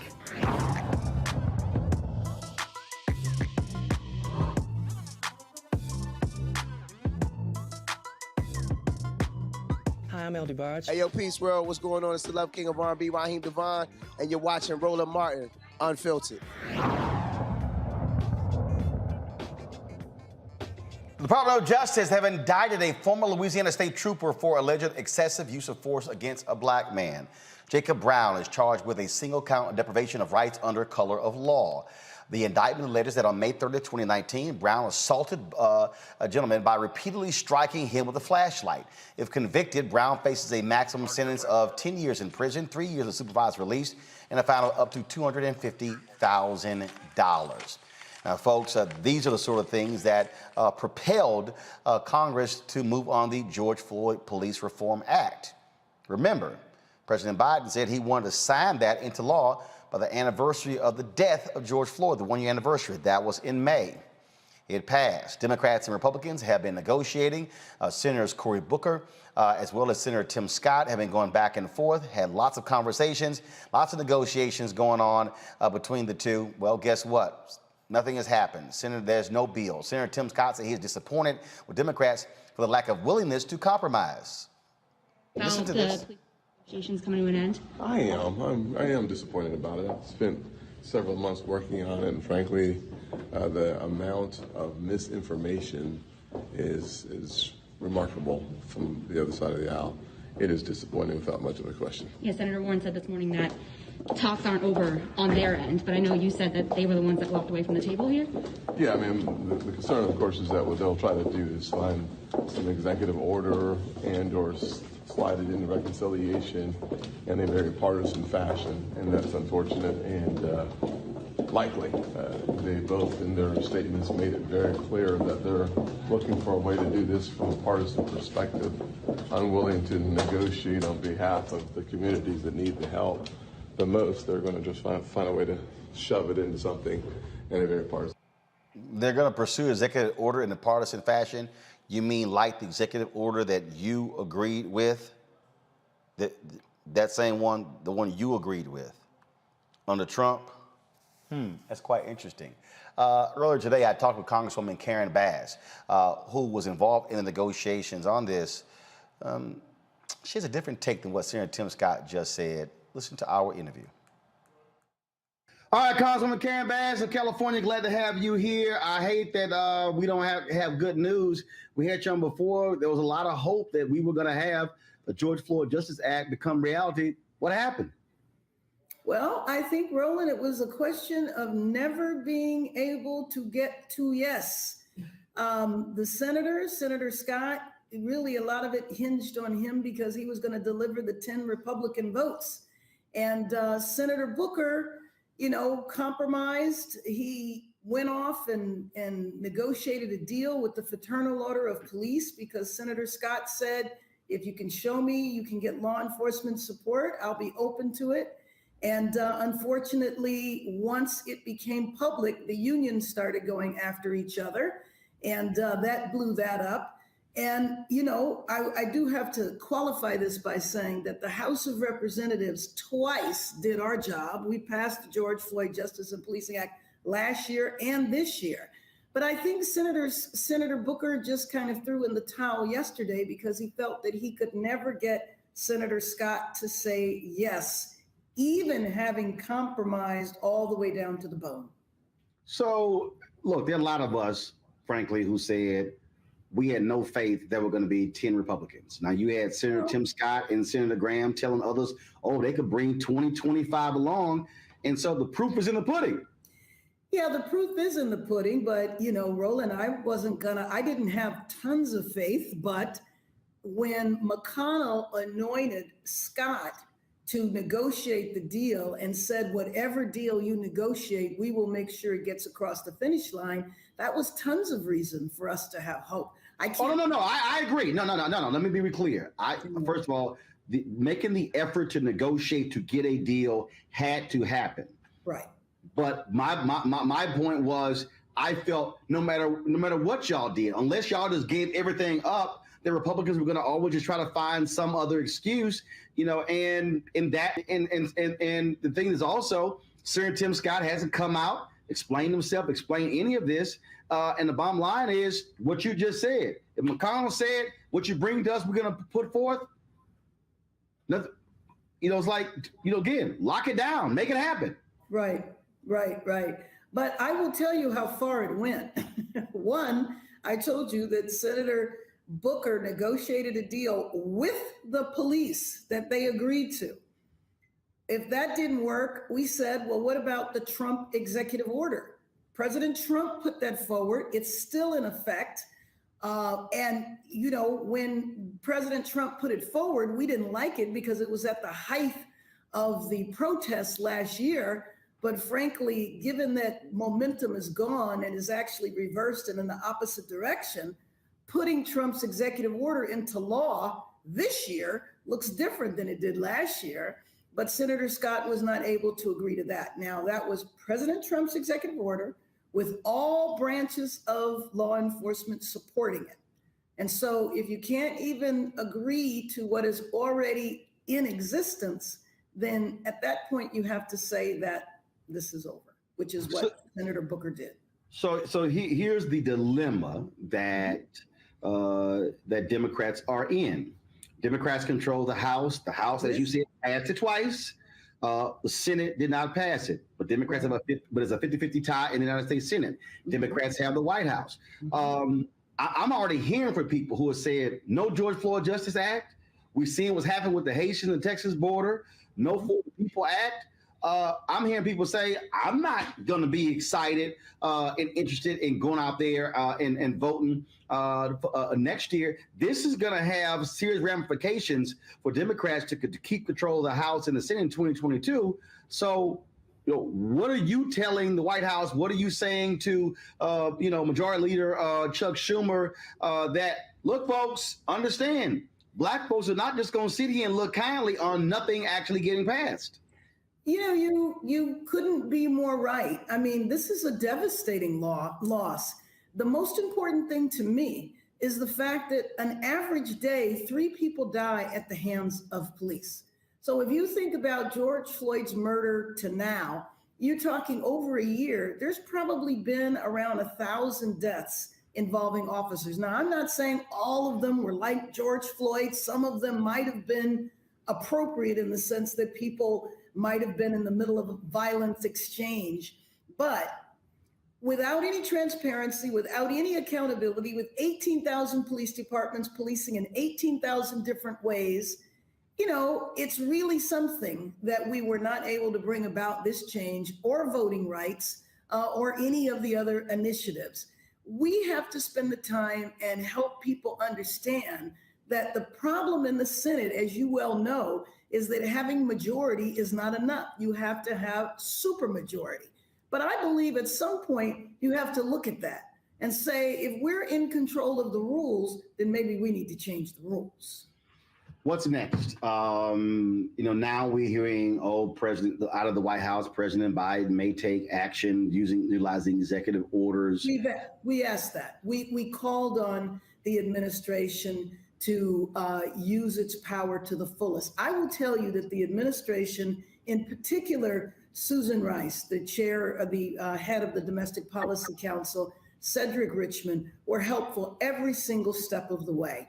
They provided advice, they provided support, and frankly, they had wanted to move much, much sooner, and we asked them to wait. So now that we have officially declared the negotiations over, we are calling on the administration to use every ounce of their power to move the needle forward. We might not have been able to pass legislation, but the administration can act. The administration has already acted by issuing instructions to the Department of Justice, or the Department of Justice rather, issued instructions around chokeholds, around no-knock. You know that the investigations are going on. All of the stuff that Trump shut down is now back in effect, and the administration is acting aggressively. I hate to put all of the emphasis there, but until we can pass meaningful legislation, we have to use the power that we have, and that's the power of the administration. Now, when it comes to people voting next year, we need to talk about that. And we need to say that what we were able to get done, or what the administration was able to get done, in the absence of our ability to act. Well, it's unfortunate that we sit here. There was tremendous pressure. There were people out there in the streets. But this is also what I've also said is that the activism, that pressure, has to continue. And frankly, I think Senator Tim Scott owes America an explanation as to what happened. Well, I would agree. I do think, though, that the lesson to be learned from this is that it's most important to push legislation at the height of the momentum. And if we had been able to pass the legislation in the Senate last year, when there were hundreds of thousands of people out in every single state and countries around the world, it would have been a lot better. Again, the House did our job twice. It was the Senate where things die. And that is all too often on so many issues that folks care about. Unfortunately, the public only sees who's in charge and says, "Oh, you failed," as opposed to those nuances. And so, Councilwoman Karen Bass, I do want to just give you an opportunity just to share your thoughts on what's happening on the border. There's lots of pressure being turned up on President Biden. His Haitian envoy resigned, blasting the Americans' policy towards Haiti. Just your perspective on that. Well, I mean, I think it was absolutely atrocious. I mean, I looked at those, the footage of the officers on horseback whipping the migrants. And I hope that an investigation is done quickly, that they are fired, prosecuted if need be. And I do think that our policy, if those people are seeking asylum, then we need to treat them accordingly. And so I worry about the mass deportation of people to a country that they haven't been in for years. Remember, those folks did not get to Mexico, did not get to the border in a boat from Haiti. They came from South America. Some of them had been in South America for quite a while. And then you're sending them back to Haiti where there's what? Absolutely. Well, we continue the pressure. I've been asking for the administration every single day to have somebody come on my show to explain what's going on. I still need somebody to explain to me why in the hell we have a different policy for Haitians compared to Cubans, why we're accepting Afghan refugees, but we're turning our back on Haiti. And no one's in the administration seems to want to give an answer. And we're going to keep asking the question and trying to get somebody to answer that. Okay. Congresswoman Bass, I got that laugh there. I appreciate it, Congresswoman Bass. Thanks a lot. Okay, you're welcome. Thanks for having me on. I have a good one. Bye. Oh, man, folks, it is certainly unfortunate that we're not going to see the George Floyd Justice Act passed. And yeah, Senator Tim Scott, you owe a much better explanation than what you said. Folks caught up with you in the hallway there to say Democrats did not accept compromise. Okay, detail that. Greg Carr, what do you make of Senator Tim Scott not being able to corral some votes? According to Congresswoman Karen Bass, Senator Cory Booker negotiated with the Fraternal Order Police. Democrats compromised on a whole lot of different areas. Scott couldn't deliver. No, he couldn't. No, he couldn't. You know what's so funny, Roland? I love that interview, man. And I love how you picked up immediately on that laugh. He's like, I got that laugh. She know what it is. I want to congratulate Timothy Eugene Scott. Tim Scott doing Tim Scott things. I want to congratulate Tim Mission Accomplished Scott, who entered that quote unquote negotiation in bad faith with one objective: to stop anything, to stop everything. That's why that ghoul, that old feckless old unreconstructed ghoul from Kentucky, Mitch McConnell, sent his servant, his good and faithful servant, into that conversation. I want to congratulate Senator Cory Booker, who finally reached the floor of his self-respect and said no. After I've given away everything, I want to congratulate the people who leaked the evisceration of the legislation by Senator Booker with the Fraternal Order Police after making a quote-unquote secret deal. I want to congratulate the people who leaked it so that then they could walk back from it, as those the Sheriff's Association and other groups met with Senator Tim Mission Accomplished Scott and young Lindsey, well, little Lindsey Graham in South Carolina. I want to congratulate everyone in the white nationalist contingent who sent Tim Scott into that room with one objective and one objective only: to defend the patter rollers. Don't let anything happen. And when you heard finally, which is why, again, when she laughed that laugh, this is a woman who managed the whole California legislature, who was on the short list to be vice president of the United States candidate because of her capacity to negotiate, among other things. When Congresswoman Bass said that they couldn't even get the thing Donald Trump agreed to pass, that's all you need to know. They couldn't even pass a resolution in the United States Senate to say George Floyd was murdered. And guess who would vote against that resolution? Tim Mission Accomplished Scott. Young, good job, Tim. You're doing Tim Scott things. Proud of you, young boy. Faraji? Yeah, I just can't believe we're still at this place. And I think this is the reason why so many of our people just have lost hope and faith in the government of the United States. I mean, when you look at what this bill encompasses, I mean, what this act actually says, and I'm just going to read a quick excerpt of it. It says the bill enhances existing enforcement mechanisms to remedy violations by law enforcement, Among other things, it does the following: lowers the criminal intent standard from willful to knowing or reckless to convict a law enforcement officer for misconduct in a federal prosecution, limits qualified immunity as a defense to liability in a private civil action against the law enforcement officer, and grants administrative subpoena power to the Department of Justice in pattern or practice investigation. It also establishes a framework to prevent and remedy racial profiling by law enforcement at the federal, state, and local level. It also limits the unnecessary use of force and restricts the use of no-knock warrants, chokeholds, and precariated holds. And it creates a national registry, the National Police Misconduct Registry, to compile data on complaints and records of police misconduct. I mean, when you look at this act is nothing more than providing some level of justice to the victims of police brutality in this country. And for this country, for this Congress to not get to make it happen, you talked about it, Dr. Carr, Tim Scott, and all of the other, cohorts in that group. The fact is, this is exactly why America's in the place that it's in, because it does not even want to recognize truth. It does not even want to recognize justice. It's so wrapped up in its own wicked pursuit of power and partisanship. It can't even come to terms on simple things. This country doesn't even have a national registry of police misconduct. What's wrong with that? They say, it's qualified immunity. That's the problem. Police should not be civilly liable when they kill somebody. Why not? Why not? You could sue a doctor, can't you? If they kill you, can't you? I mean, this is absolutely insane. And for us to be in this place in 2021, after all of this unrest, people say, it is the reckoning of America. No, it's not. It's not a reckoning. It's the same damn thing. Nothing. Reese. I can't. Yeah, unfortunately, I think it's another example of how ineffective Senate Majority, how ineffective Senate Majority Leader Chuck Schumer is. Where's the leadership of the Democratic Senate caucus? They consistently drop the ball. They have the majority. There's no kind of filibuster reform whatsoever.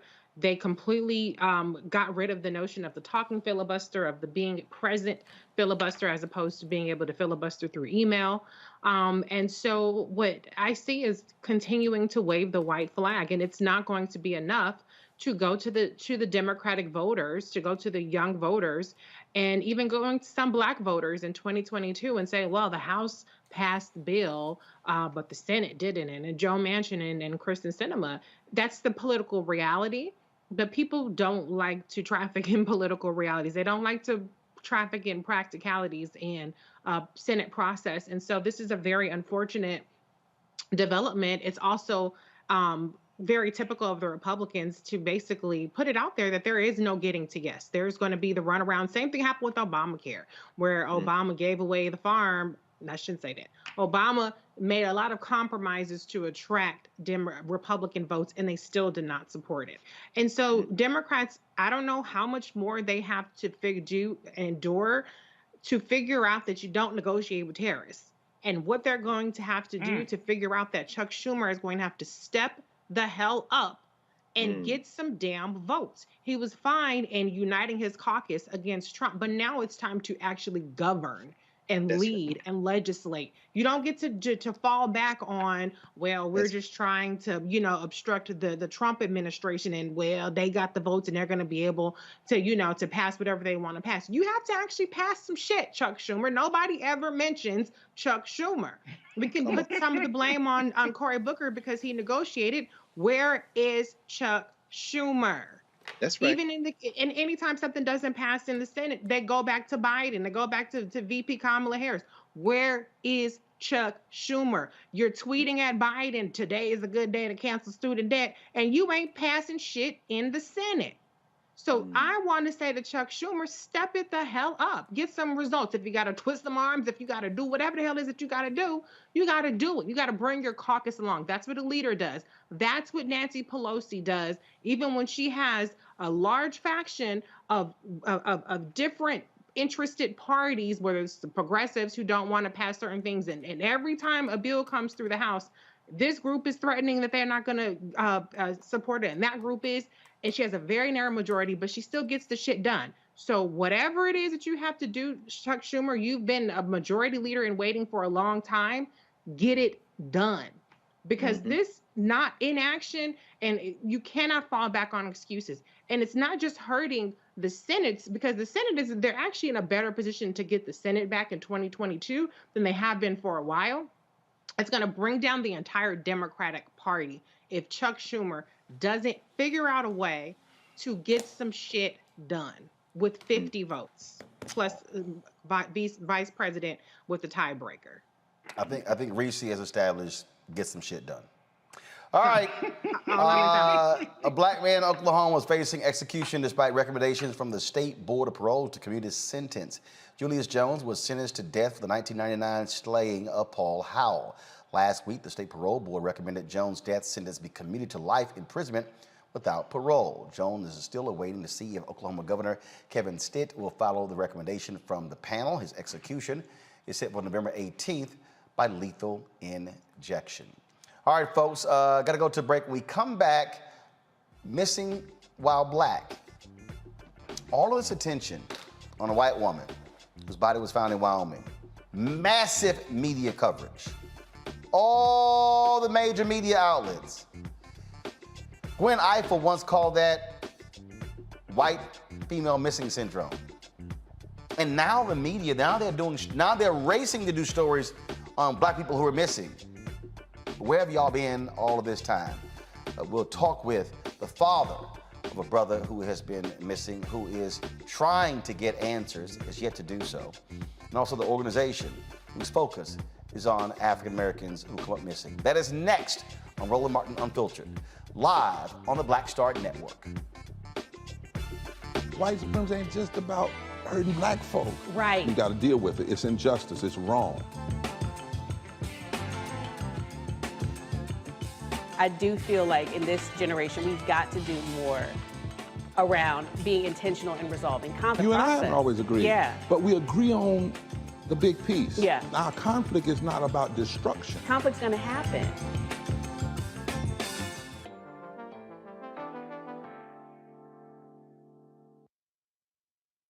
It's time to be smart.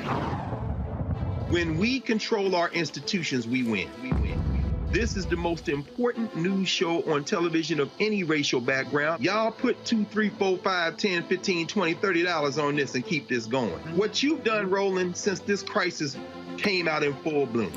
Anybody watching this, tell your friends, go back and look at the last 2 weeks, especially of Roland Martin Unfiltered. I mean, hell, go back and look at the last 2 days. You've had sitting United States senators today, Klobuchar and Harris. Whatever you have that you can bring to Roland Martin Unfiltered to support it, please do, because this information may literally save your life.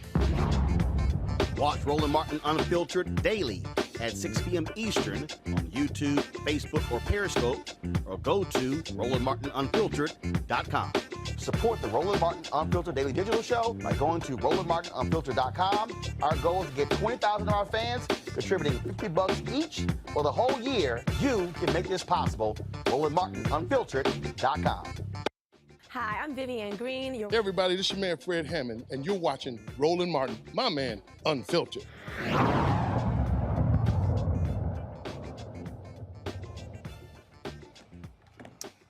Folks, all the platforms that I have used, we have used them to shed light on African Americans who have come up missing. Why? Mainstream media has always ignored those stories. We were supposed to have the mother of Jelani Day on the show tonight. Her son has been missing since August 24th. He's an Illinois State University student. Today, a body was found in the Illinois River, and DNA showed that it was indeed Jelani Day. The LaSalle County medical examiner confirmed Day's identity through forensic dental identification and DNA testing. The cause of death remains unknown and is pending further investigation.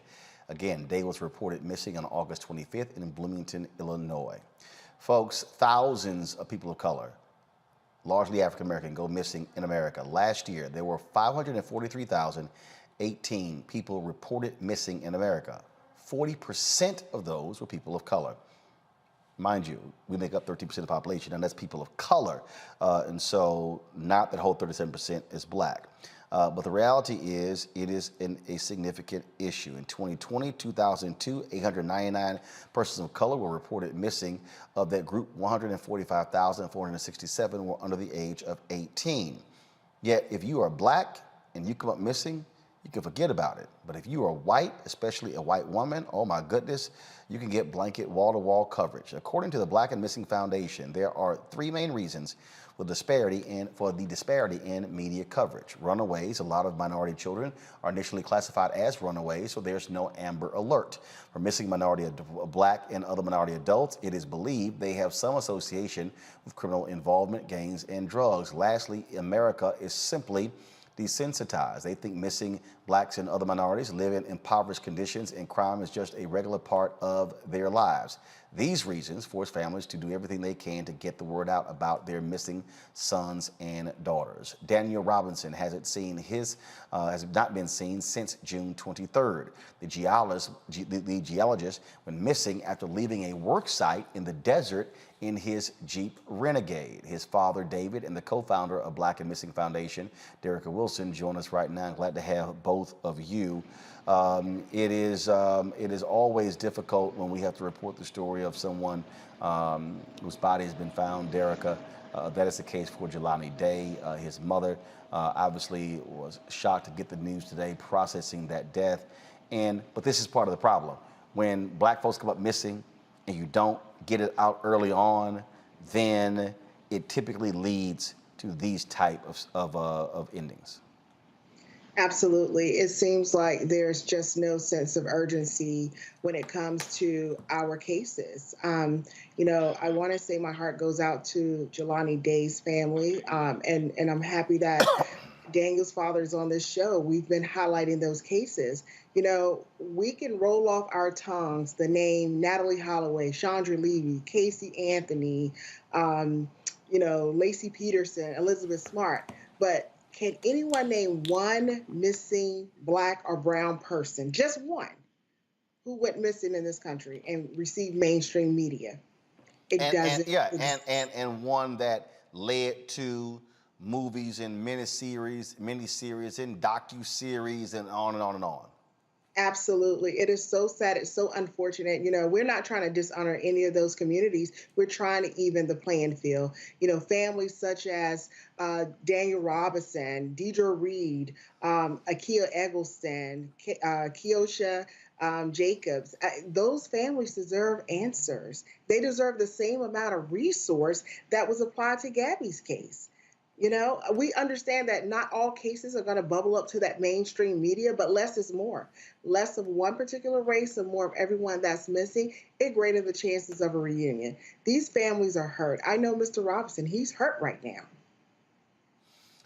Mr. Robinson, I want to go to you now. Give us the background, the details of your son. He was working? Was he working with other colleagues?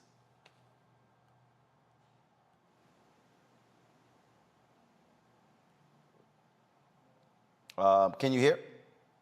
I can hear you now. Yes, go ahead. Give us the backstory of what happened with your son. He was working. Was he working with other colleagues? Did he leave alone or with colleagues? What happened? Well, my son, he works for a company called Matrix New World. Daniel, he's a field geologist for that company. And what he do is he visit well sites. He get assignments.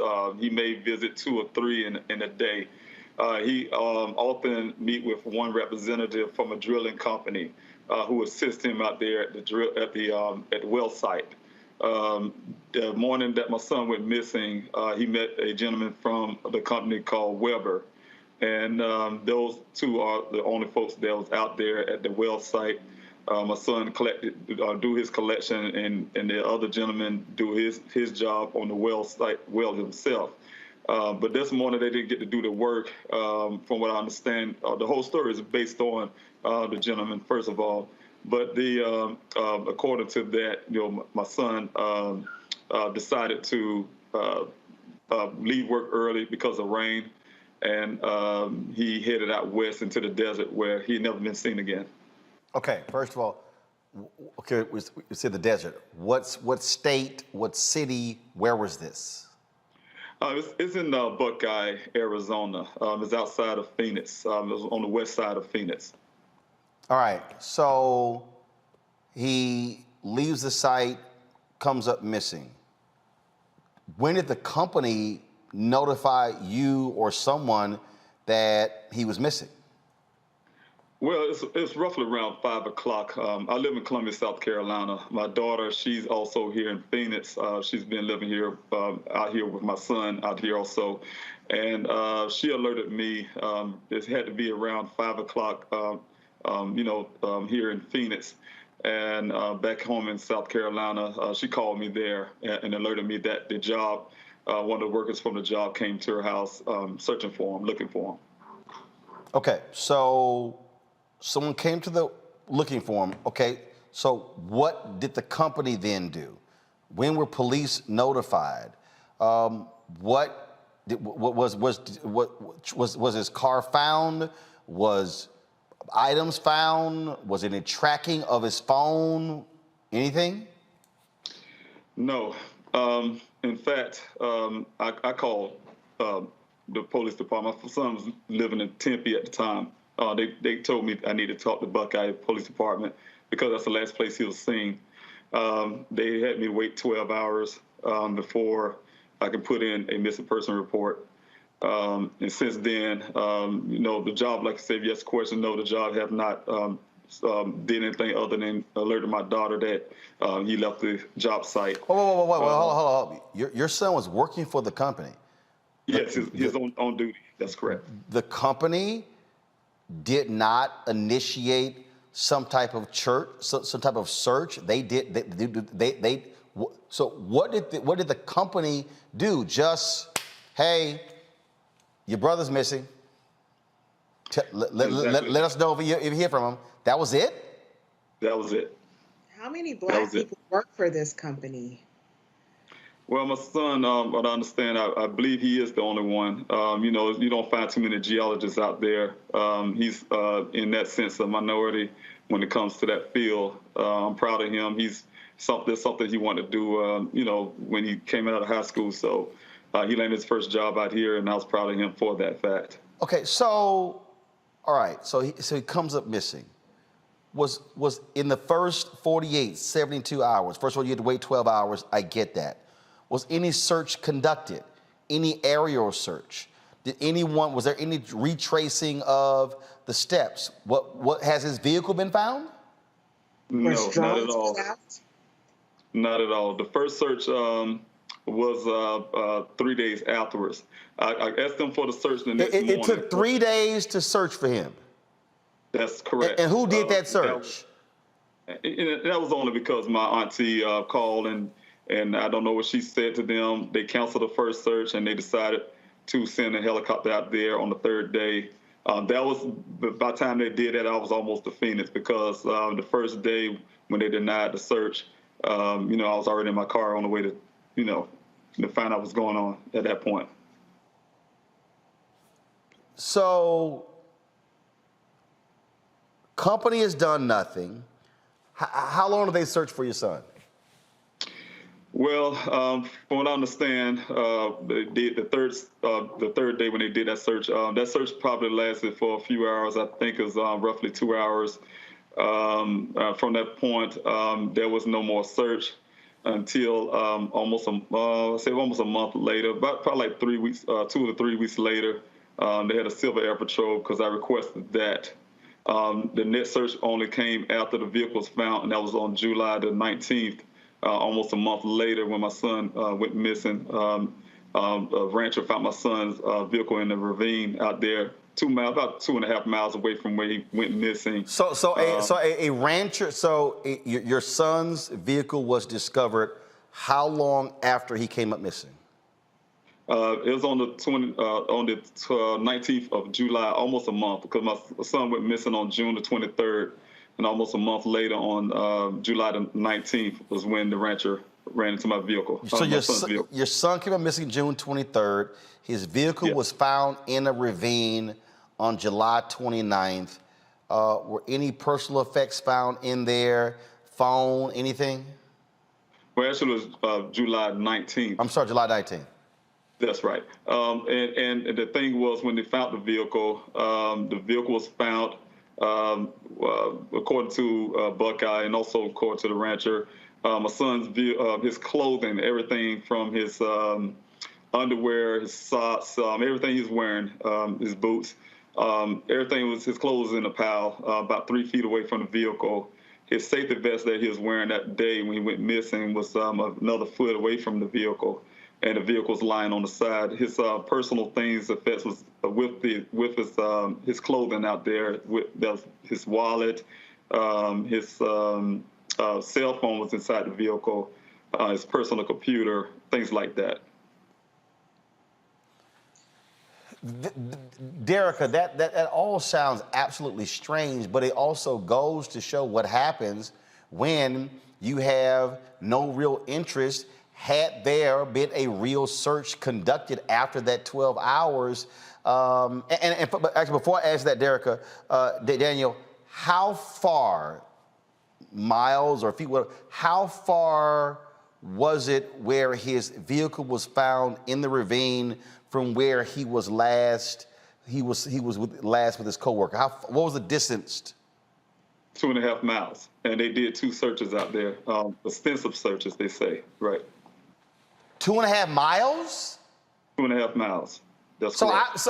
See, Derica, this is the thing that gets me. Clearly, he was able to access the area by vehicle. Okay, clearly he was able to access the area by vehicle. So if I'm sitting here, if you do a real search, you retrace where he last was. You absolutely do. And one of my questions is, did the police department, interview any of his colleagues? Did they bring them in for questioning? Did they bring in the cadets to do a grid search of that area? Did they ask for federal FBI resources to help with this case? Did they bring out the drones? Did they bring out the cadaver dogs? Nothing. They spent 2 hours. But in these other cases of people that don't look like us, they're spending from sunup to sundown. Is that what angers you, Daniel, in that if your son was a missing white woman, that this case would have been absolutely treated completely different? Yeah, and because I'm a father who loves my son, when I was on the way up here, I'm a go-getter. So the first thing I was doing is, as soon as I realized these guys from day one wasn't taking it really serious, I had to go find them myself. That's why I started my own search parties, and I've been doing it for 7 weeks straight, out there looking for my son. You also are trying to, I'm correct, hire a private investigator. What are you doing? A GoFundMe, Kickstart? What are you doing to help with that? To ask for help with that? Well, I've been out here, like I said, since June the 26th. From that time, of course, I have a home in South Carolina. I haven't been home since. But, while I'm out here, if I live in the expenses, I had to be out here to get the searches going. I had to be out here to get my private investigator. I had to be out here, So, of course, after a while, the GoFundMe was there, created later to help me remain here because, I have to take care of things at home, take care of here, and pay the expenses here while I'm here. So after the searches of 7 weeks of searches, I'm desperate at this point. I can't get the Buckeye Police Department to move on really doing a serious search and investigation on my son. I was running out of resources. The GoFundMe helped me for a certain point. And then, because of the Gabby thing, my son, what I've been working hard for 3 months, finally came up. People started taking my son's stuff serious, and also to help with the GoFundMe, so now I can stay a lot longer to continue what I was doing. I'm about to open the searches back up again. Well, and Mr. Robinson, we're here to help you as well. We are a resource we're sharing with all of our media contacts, and we will also make a contribution to you. This is absolutely devastating. And, on behalf of the Black and Missing Foundation, our hearts go out to you. No family should have to deal with this. Missing persons is not a Black issue, it's not a white issue, it's an American issue. And we know that this is devastating, just not knowing if Daniel is hurt, if he's being mistreated, if he's hungry, if he's going to walk through the front door. And that's how all these families feel. And that's why we have to make this a priority. All people who are missing deserve that equality. That's right. We shouldn't have to fight for everything. Mr. Robinson, if you could get us that GoFundMe information, we'll also share with my 3 million social media followers, and we'll share it on the show as well. Yes, sir. I really appreciate that. Thank you. Sir, I appreciate it. Good luck, and we hope you get the answers that you absolutely deserve when it comes to your son. Derica, we also appreciate your work as well. Thank you. Thank you. Thanks for having me on. Go to my panel, Greg, Reese, and Faraji. Reese, I tell you, again, what is tripping me out is to see white folks in mainstream media write stories about the disparity over the attention when I'm going, the same white editor, the same white news director, the one who's assigning the stories is the one who's determining when the white woman gets coverage and everybody else don't. Yeah, I mean, and what's crazy here is, it seems like in order for Black stories to get attention, they have to be, a more acceptable and a more upstanding Black citizen. I mean, forget about a runaway, Black person being being covered. But in this case, we have in the case of Daniel Robinson, and my heart goes out to his father. He's so brave for, taking it upon himself and doing these search parties and really fighting to bring his son back home. And I hope and pray that he does return home and they find him alive and well. But he was a geologist. He was a college student. And so he fits the profile in theory of the kind of Black person that would normally, if this person were white, would have immediately received this kind of national attention. So it's awful how these kinds of things only really come to light when there's that comparison and contrast being made. And I don't think that Black people are at all suggesting that white people that come up missing, like Gabby, the one who really brought about this discussion that we're having about disparities, her going missing was tragic, and her being killed was tragic. And we just want the same amount of attention and concern for Black people that are missing. But look, I got Yahoo up, okay, which was a highly trafficked website. Look, this is the lead story. Warrant for Petito's fiance not related to her death. If I go to, let's see right here.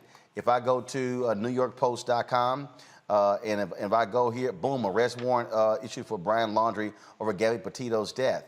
I mean, when you start, bottom line is, when you see these kind of stories, Faraji, I mean, we see massive media attention. I'm talking about mainstream media throwing resources, multiple reporters, multiple staff on one missing white woman, and just repeatedly ignoring all the rest of these stories as if we don't exist. You on mute.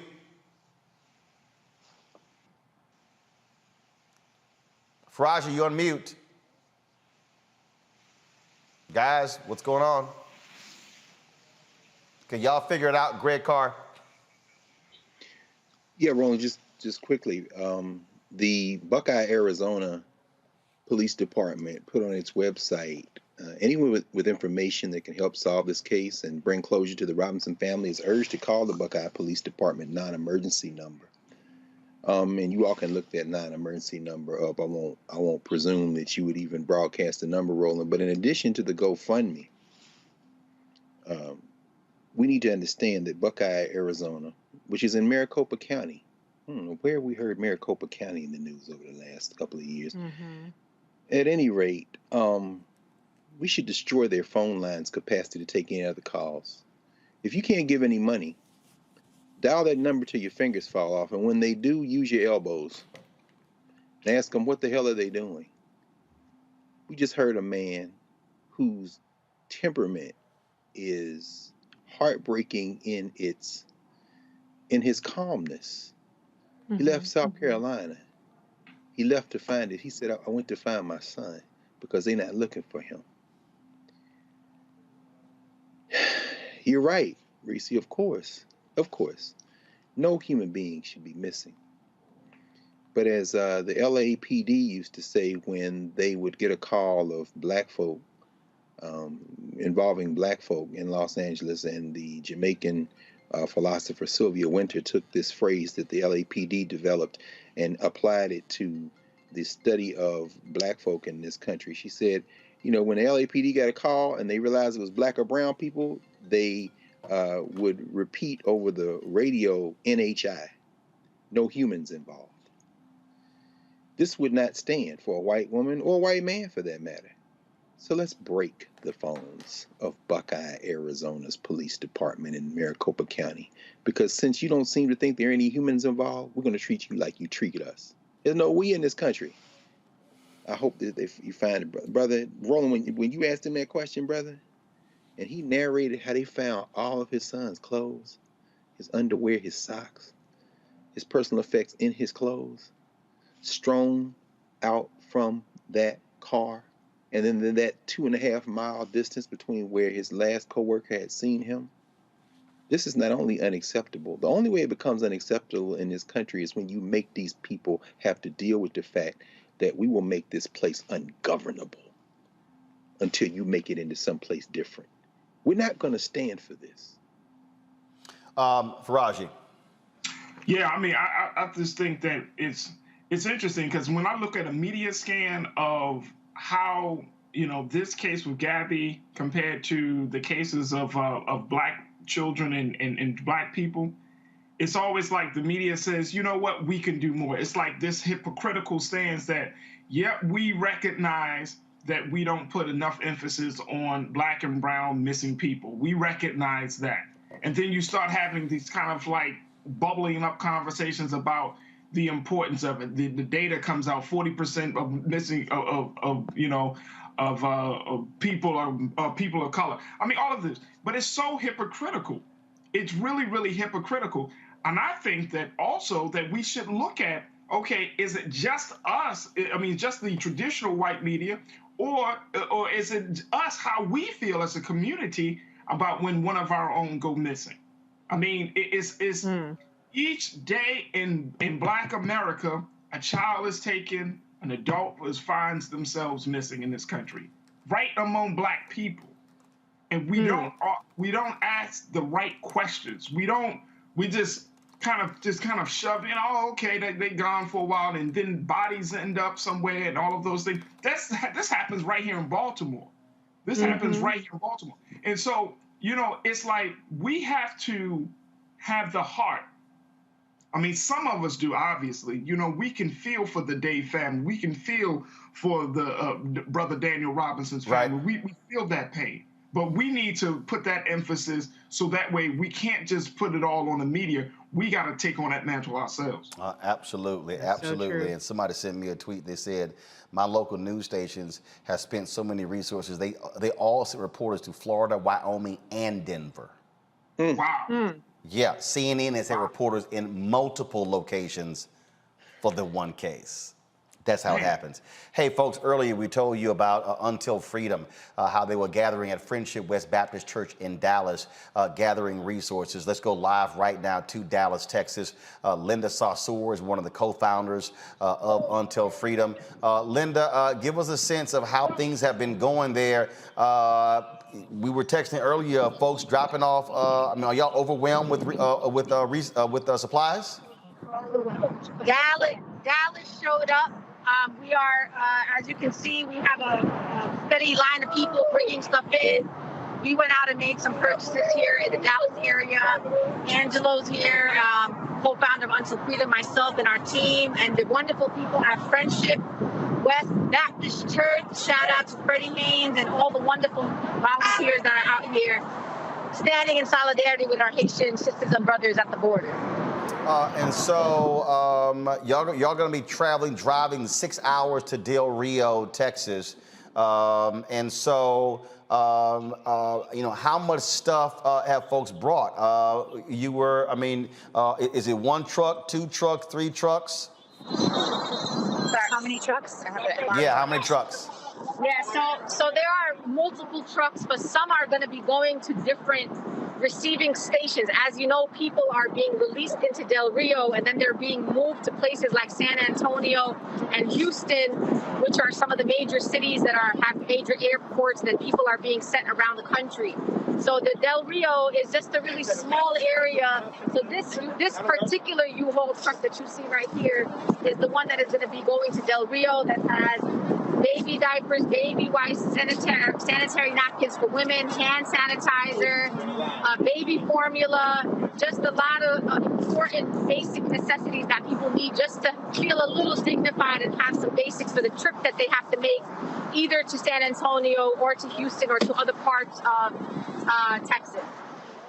And look, the reality is there are a lot of folks who are going down the Del Rio for the photo op. Y'all wanted to make sure that that y'all are helping the people. You gotten with Trey, the rapper out of Houston, his organization as well. And so y'all have really put together a strong coalition to provide some help to the folks there, these Haitian migrants. Absolutely, and we thank you, Roland, for always sharing and giving us this platform. This is about helping our Haitian migrants at the border, but it's also a way to shame the United States government for the treatment of the Haitian migrants at the border. It is their responsibility to bring supplies, to dignify these people, to support these people who are literally in desperation, which is why they're at the border. And so we are demanding that President Biden end Title 42, stop the deportations of these Haitian migrants, and figure out how to process them and give them the opportunity to access a safer and better life here in the United States of America. And so you talked about going to these multiple cities.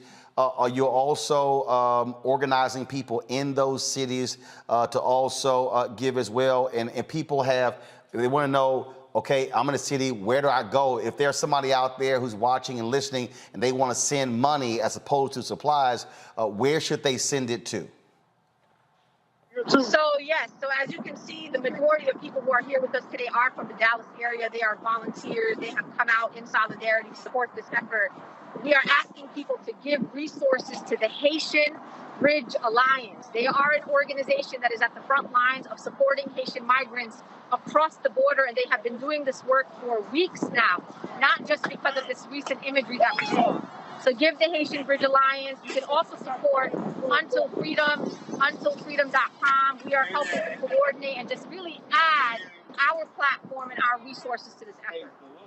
All right then. Linda, I appreciate it. Y'all doing great work. I was communicating with you and Tamika Mallory last night, what y'all were doing. I said, look, we got to get y'all on the show to show what's going on. And again, for whoever has the camera, just give our folks just a shot of the truck there, all the stuff that y'all have, because folks, y'all can see right there, you know, what you see, the supplies, what they're loading in there. And so a big shout out to all the folks at Until Freedom and all the folks at my former church, Friendship West Baptist Church. Thanks a lot. Y'all take care. Safe travels to Del Rio, San Antonio, and Houston, folks.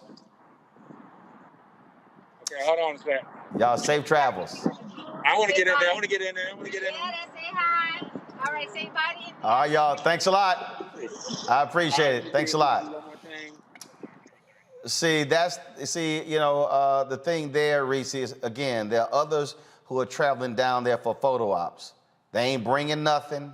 They ain't helping nobody. It's all about getting attention.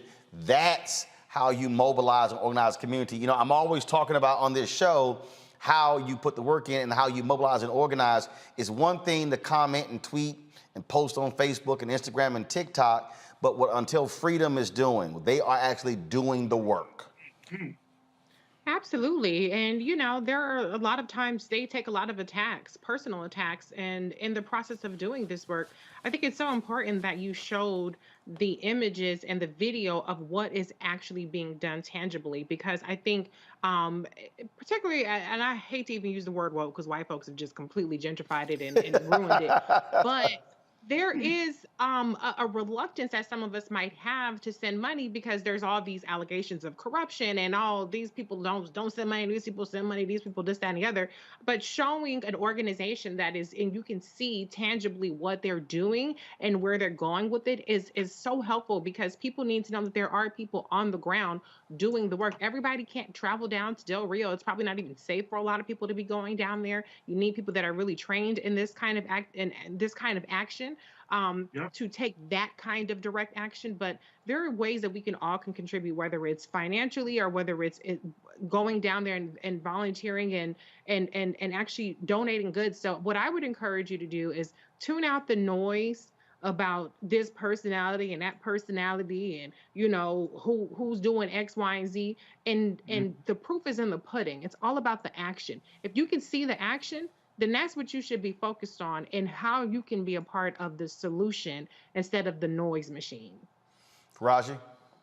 Yeah, I'm in complete agreement with Reese, and to also add to it, and I want us to make sure that we put out really accurate information. I see a lot of people talking about Cash App in this group or GoFundMe, or you can donate here. Brother Roland, what is, and I want to get your take on this. What is the best way people can give money or to send supplies? And considering Del Rio is being secured by federal and state authorities, what's the likelihood that those supplies will be able to get to our people? Well, that's why, and when Linda said, they understand that people are not just in Del Rio. And so they're disseminating the supplies in different places. I would dare say to anybody out there, frankly, if you're not in Dallas or Houston or San Antonio, send money. Because here's the deal. If you're going to go to the store and buy some supplies, you're going to be spending money. And so she gave the name of the organization. Control Room, please get me that name of the organization again that she mentioned. But she also Haitian Bridge Alliance. Haitian Bridge Alliance. Y'all get a graphic together and put it on the lower third. Type it in what the website is. Also go to the Until Freedom website. That's what I would do. I would just simply, it would be a matter of resources. That's what I would do. Greg, we talk about this all the time. Why Black-owned media matters. The reality is MSNBC, Fox, and CNN, these networks, they're not going to do that. They're caught up in other sort of stuff. This is why, as your brother said in that promo we're running, our eyeballs need to follow or go where we are. That needs to happen because when we're able to build capacity, when we're able to have not 2,776 watching on YouTube, or right now I think it's 1,400 watching on the Black Star Network app, or Facebook has actually been suppressing our damn live notifications, so our numbers are like 200 and 300 on Facebook. The reality is, when we can build it and have 2 and 3 and 4 and 500,000, that's building capacity. Stories like this, why it matters. Greg, I think you're on mute. I am. I'm sorry. I was on mute that time. As my brother said, you're right, Roland. Bring your eyeballs home. And we all run into people all the time who watch. They may not watch in real time. They go back and watch later. But, not only do we not expect white-facing media and white-stream media to do that, because this is our mainstream, we shouldn't rely on them. As we saw with the case of the brother who at the verge of losing his job as the principal there in Texas. All of a sudden, he was discovered by white stream media at black points of entry, but that's because he was here first and then came back. And in the case of what we just saw, brother, it was so incredibly instructive to see our sister Linda Sarsour, to see those women and men loading that truck. And then when you said, have your camera person pan over to see, and then they all paused and they all got in, and the sister said, I want to get in that picture. Why? Because this is home. I mean, today would have been the 95th birthday of John Coltrane. What we saw was, to borrow from his famous recording, the title, A Love Supreme. Yesterday was Jeremiah Wright's 80th birthday. Baba J, happy birthday, brother. And of course, Freddie Haynes is one of his spiritual sons. When the white media tried to crucify Jeremiah Wright, when he said, if this is what America's about, then God blank America, He wasn't talking about the people. He was talking about any system that would put people in that kind of crisis. So finally, looking at that, brother, you know, I think about the great Paul Robeson, who made a recording before they took his passport, he and his wife, before they accused him of being enemies of the state, before they tried to break Paul Robeson, before Paul Robeson spent the last 10 years of his life convalescing at his sister's house in Philly. He was one of the greatest recording artists, most popular recording artists in the world, great film star and all that, and an alpha, but you know, he had good sense to choose that early. But when he recorded that song, The House I Live In, he starts with, what is America to me? A name, a map of a flag I see, a certain word, democracy. What is America to me? But what we just saw is what it is. He said, it's the house I live in. My neighbors, white and black. He said, the church, the school, the clubhouse, the million lights I see, but especially the people. So when I say there is no we, there ain't no we. There's the people, and it starts locally. So if y'all want to do something, and you think there's an America beyond the people who do things like we just saw, if you don't have any money to give, pick up the phone again, call the White House, ask Joe Biden's administration why they're appealing the court decision that said you got to stop not letting people in and blaming COVID. Call the Biden administration at the places that Sister Sarsour just let us understand. If they're going to let them in the country, they're going to fly them to places and give them a notice to appear. You need to bang on the Senate, bang on the Congress, bang on the Biden administration, and ask them, what is your policy toward Haitians? What is your policy toward black people? Are you going to let those people stay here? And then, Roland, I don't know where Kristen Clark is in this or where our sister Vanita Gupta is, but we need to find out what the Department of Justice, what their interface is with this Biden administration policy of continuing the Trump administration policy. If you ain't got no money, get involved in the political process. But that's why Black Star is here, brother. Yes, sir. Mm-hmm. Indeed. Folks, we're not done. We're not done. First of all, I'm done with the panel. We're not done. First of all, I had a conversation the other night on Clubhouse where I was talking about holding these companies accountable in the wake of death of George Floyd. All these billions, they promised $30 to $50 billion. All these companies talking about how they're going to support black-owned media. They ain't spending the money. I've been calling folks out. And so I had a conversation on Clubhouse. It was interesting because folks were like, oh, why you on Clubhouse? Well, actually, I had a conversation on Clubhouse to tell people we're going to have part 2 on Fanbase. Black-owned app launched by Isaac Hayes III. I'm one of the folks who part of the crowd fund, which he got $3.5 million through crowdfunding to further develop the app.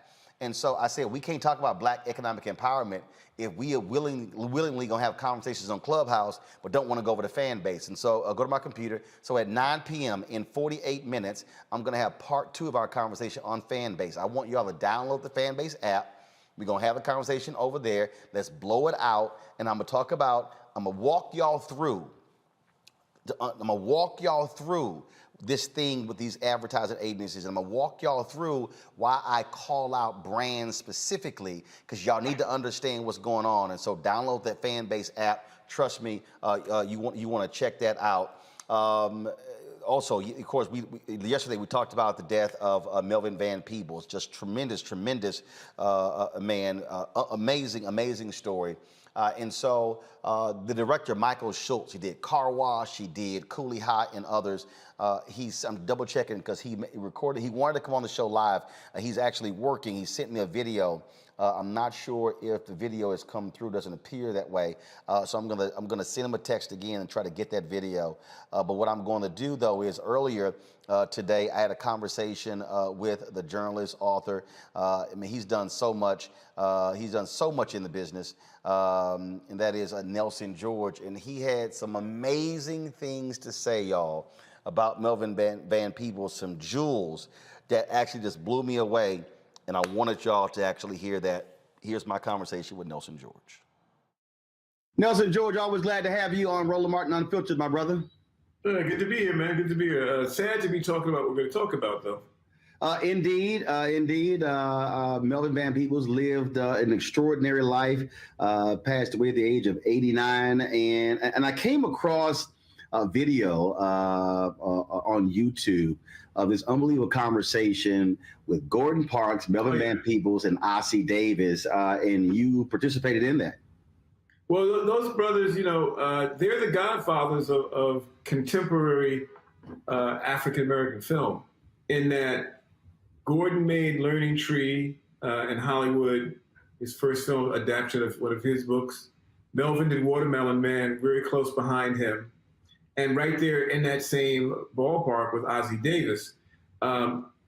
Several of them had done, so these three guys are sort of the benchmarks if you look at what we've done all the way up to, Barry Jenkins and Ava DuVernay and so forth. These guys were the breakthrough in terms of the civil rights era. Was Melvin probably the most iconoclastic? Because Melvin's, so here's the story. Melvin did a film in France first called Story of a 3-Day Pass. It was done in very new wave style. He was able to raise money in France that he wasn't able to raise in America. And that was like in 1966 or 67. He was seen by Hollywood. He made a Hollywood movie called Watermelon Man with Godfrey Cambridge. But he realized that the statement he wanted to make could not be made in Hollywood. And he made a movie called Sweet Sweetback's Badass Song about a male hustler who sees a man being beaten, shoots 2 cops, and goes on the run. And that was a revolutionary film in that the black character was not a clean-cut Sidney Poitier character. He was from the underclass.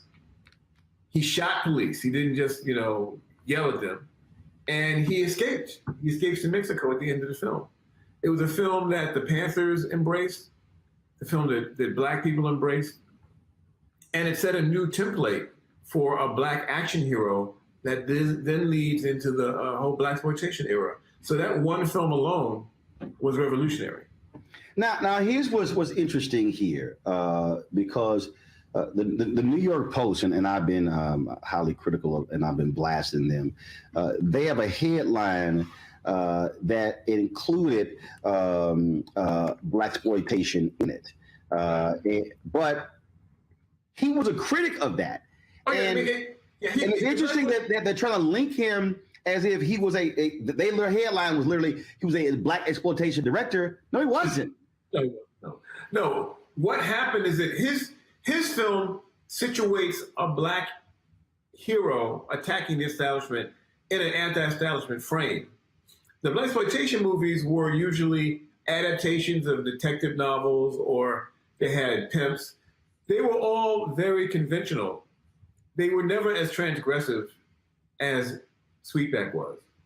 So they took elements of Melvin's success because they knew there was a black audience that was craving this and made a formula. But I also want to point out to you that Melvin wasn't just a movie maker. Right. So Sweetback comes out in 1971. In 1972, he takes a lot of the money he made from Sweetback. He has not one, but 2 plays on Broadway. Ain't Supposed to Die a Natural Death and Don't Play Is Cheap. Unprecedented. He had 2 plays on Broadway at the same time.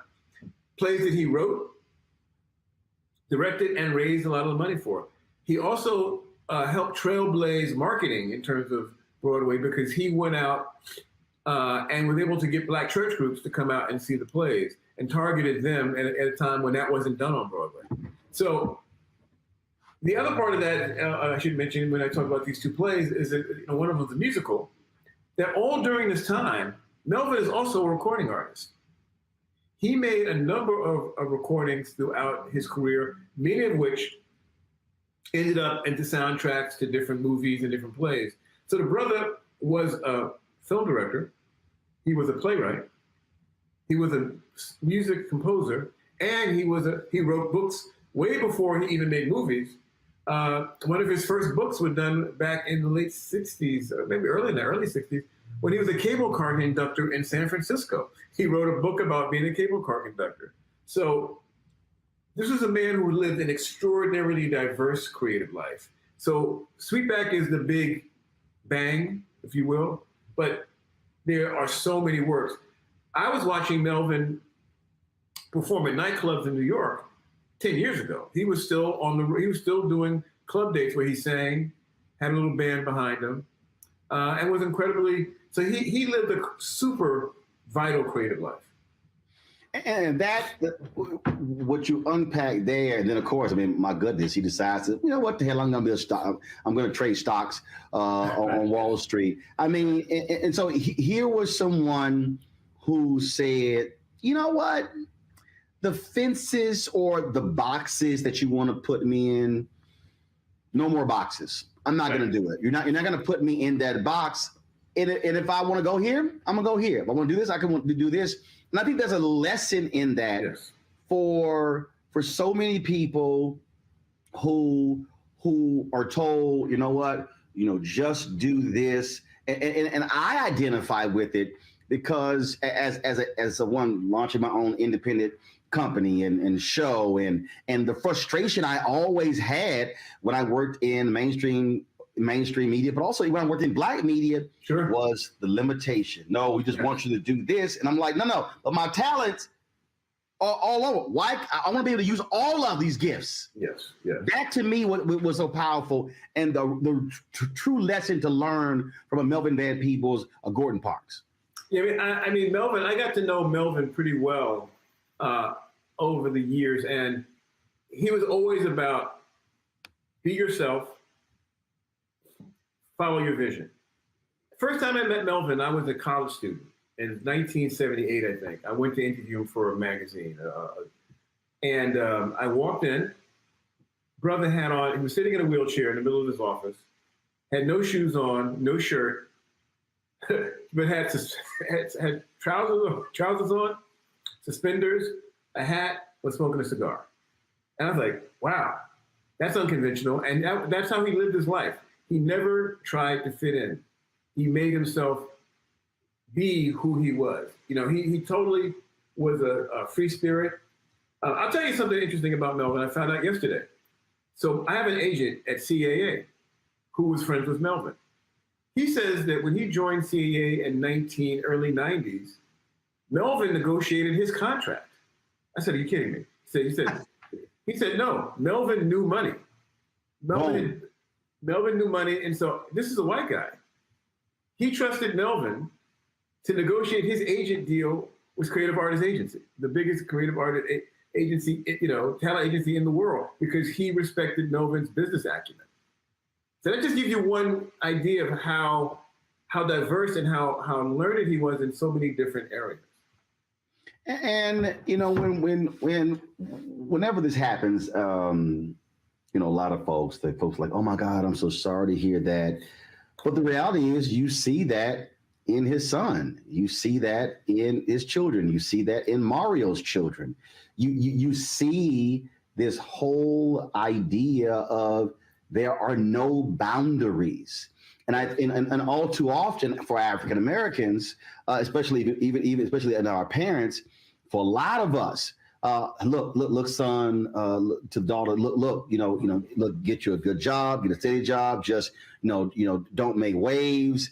But then you get older, and then people start thinking back and, man, I wish I had done this and I wish I had done that. And they have these regrets.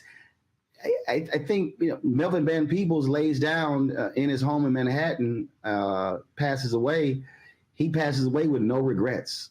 Oh, Melvin, as long as Melvin was running the streets of New York, he jogged all the time. I mean, he lived a very full life. I'll tell you another story. I was shooting an independent film about 10 years ago. And I said, Melvin, I ain't got no money, but can I get you to do one improv scene with me? Brought me up to his place. I had the actress with us, had little cameras, knocked it out. He gave us something to drink. We watched some movies together. I mean, if he thought you were trying to do something unconventional, he was there for you. And I felt like he was, for me, it was great to get to know him, because he was someone who, and you'll find this in everybody, anybody who's around Melvin for any amount of time was inspired. Inspired because he wasn't conventional. He didn't fit any of the boxes of open mobility, but he always was moving forward. His apartment, he designed the furniture in his apartment. He had a hot dog that was a dresser. He had like the back of a truck in his living room that spewed kind of like smoke. He had paintings. He was a constantly inventive. And I think for anyone who's living a creative life. The idea is not to be boxed in, as you said, and it's also to be constantly doing stuff. You're never going to retire. Retiring is for people who have a 9-to-5. If you're out in this world trying to create visions, go for it constantly. Always be experimenting, always be learning, always be challenging yourself. And just to be in his proximity was to feel that energy and to feel that history.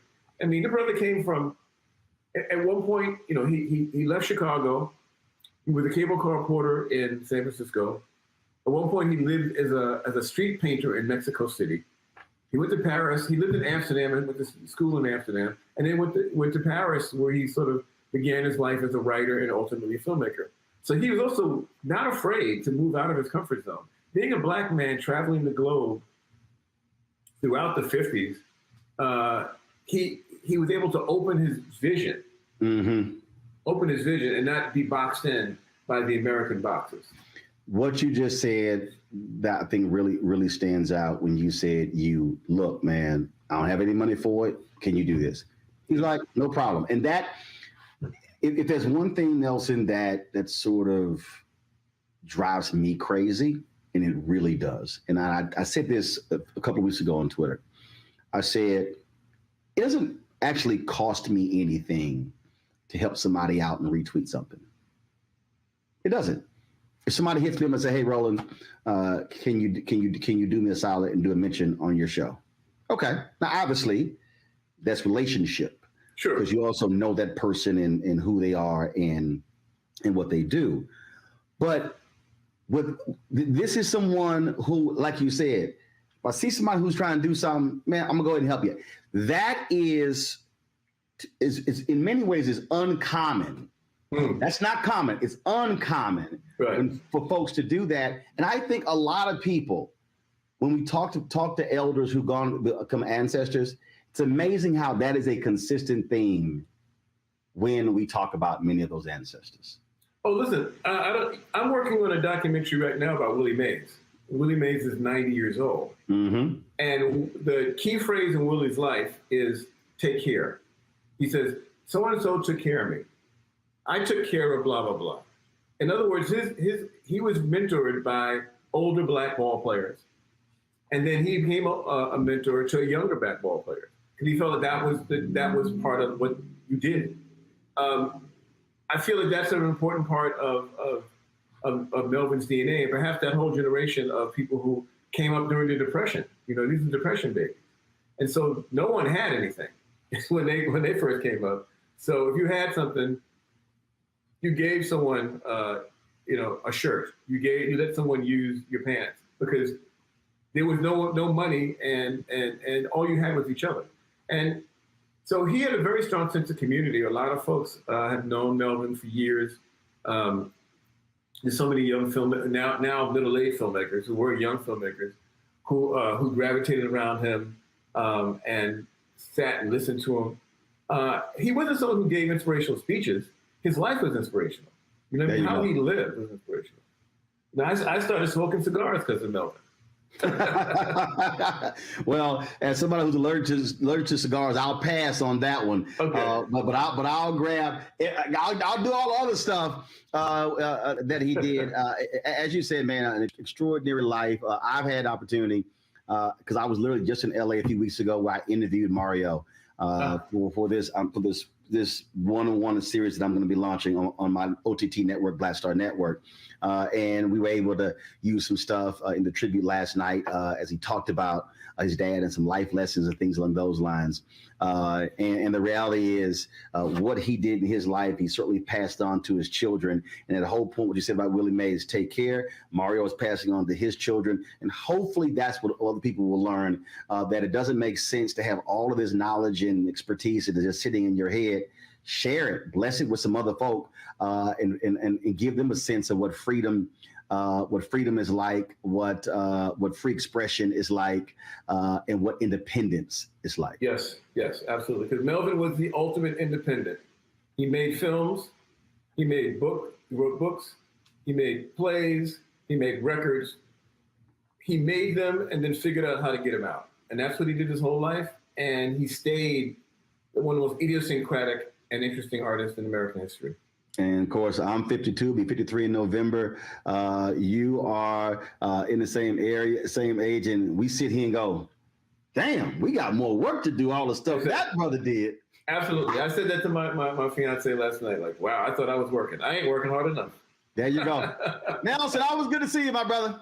Thank you for having me. You take care. Take care. That is it for us, folks, on Roland Martin Unfiltered here on the Black Star Network. Don't forget to download the Black Star Network app on all available platforms. iPhone, Android phone, Apple TV, Android TV, Roku, Amazon Fire Stick, Xbox Smart TV. Also, be sure to join our Bring the Funk fan club. You can give to us via, and our goal is to get 20,000 of our fans, giving about average of $50 each. $4.19 a month, 13 cents a day for compelling content you're not going to find anywhere else. Cash App is $RM Unfiltered. PayPal is R Martin Unfiltered. Venmo is RM Unfiltered. Zelle is Roland at RolandSMartin.com. Roland at RolandMartinUnfiltered.com. Folks, that's it. I'll see you guys tomorrow right here on Roland Martin Unfiltered on the Black Star Network. I'll see y'all on Fanbase in less than 30 minutes. Holla!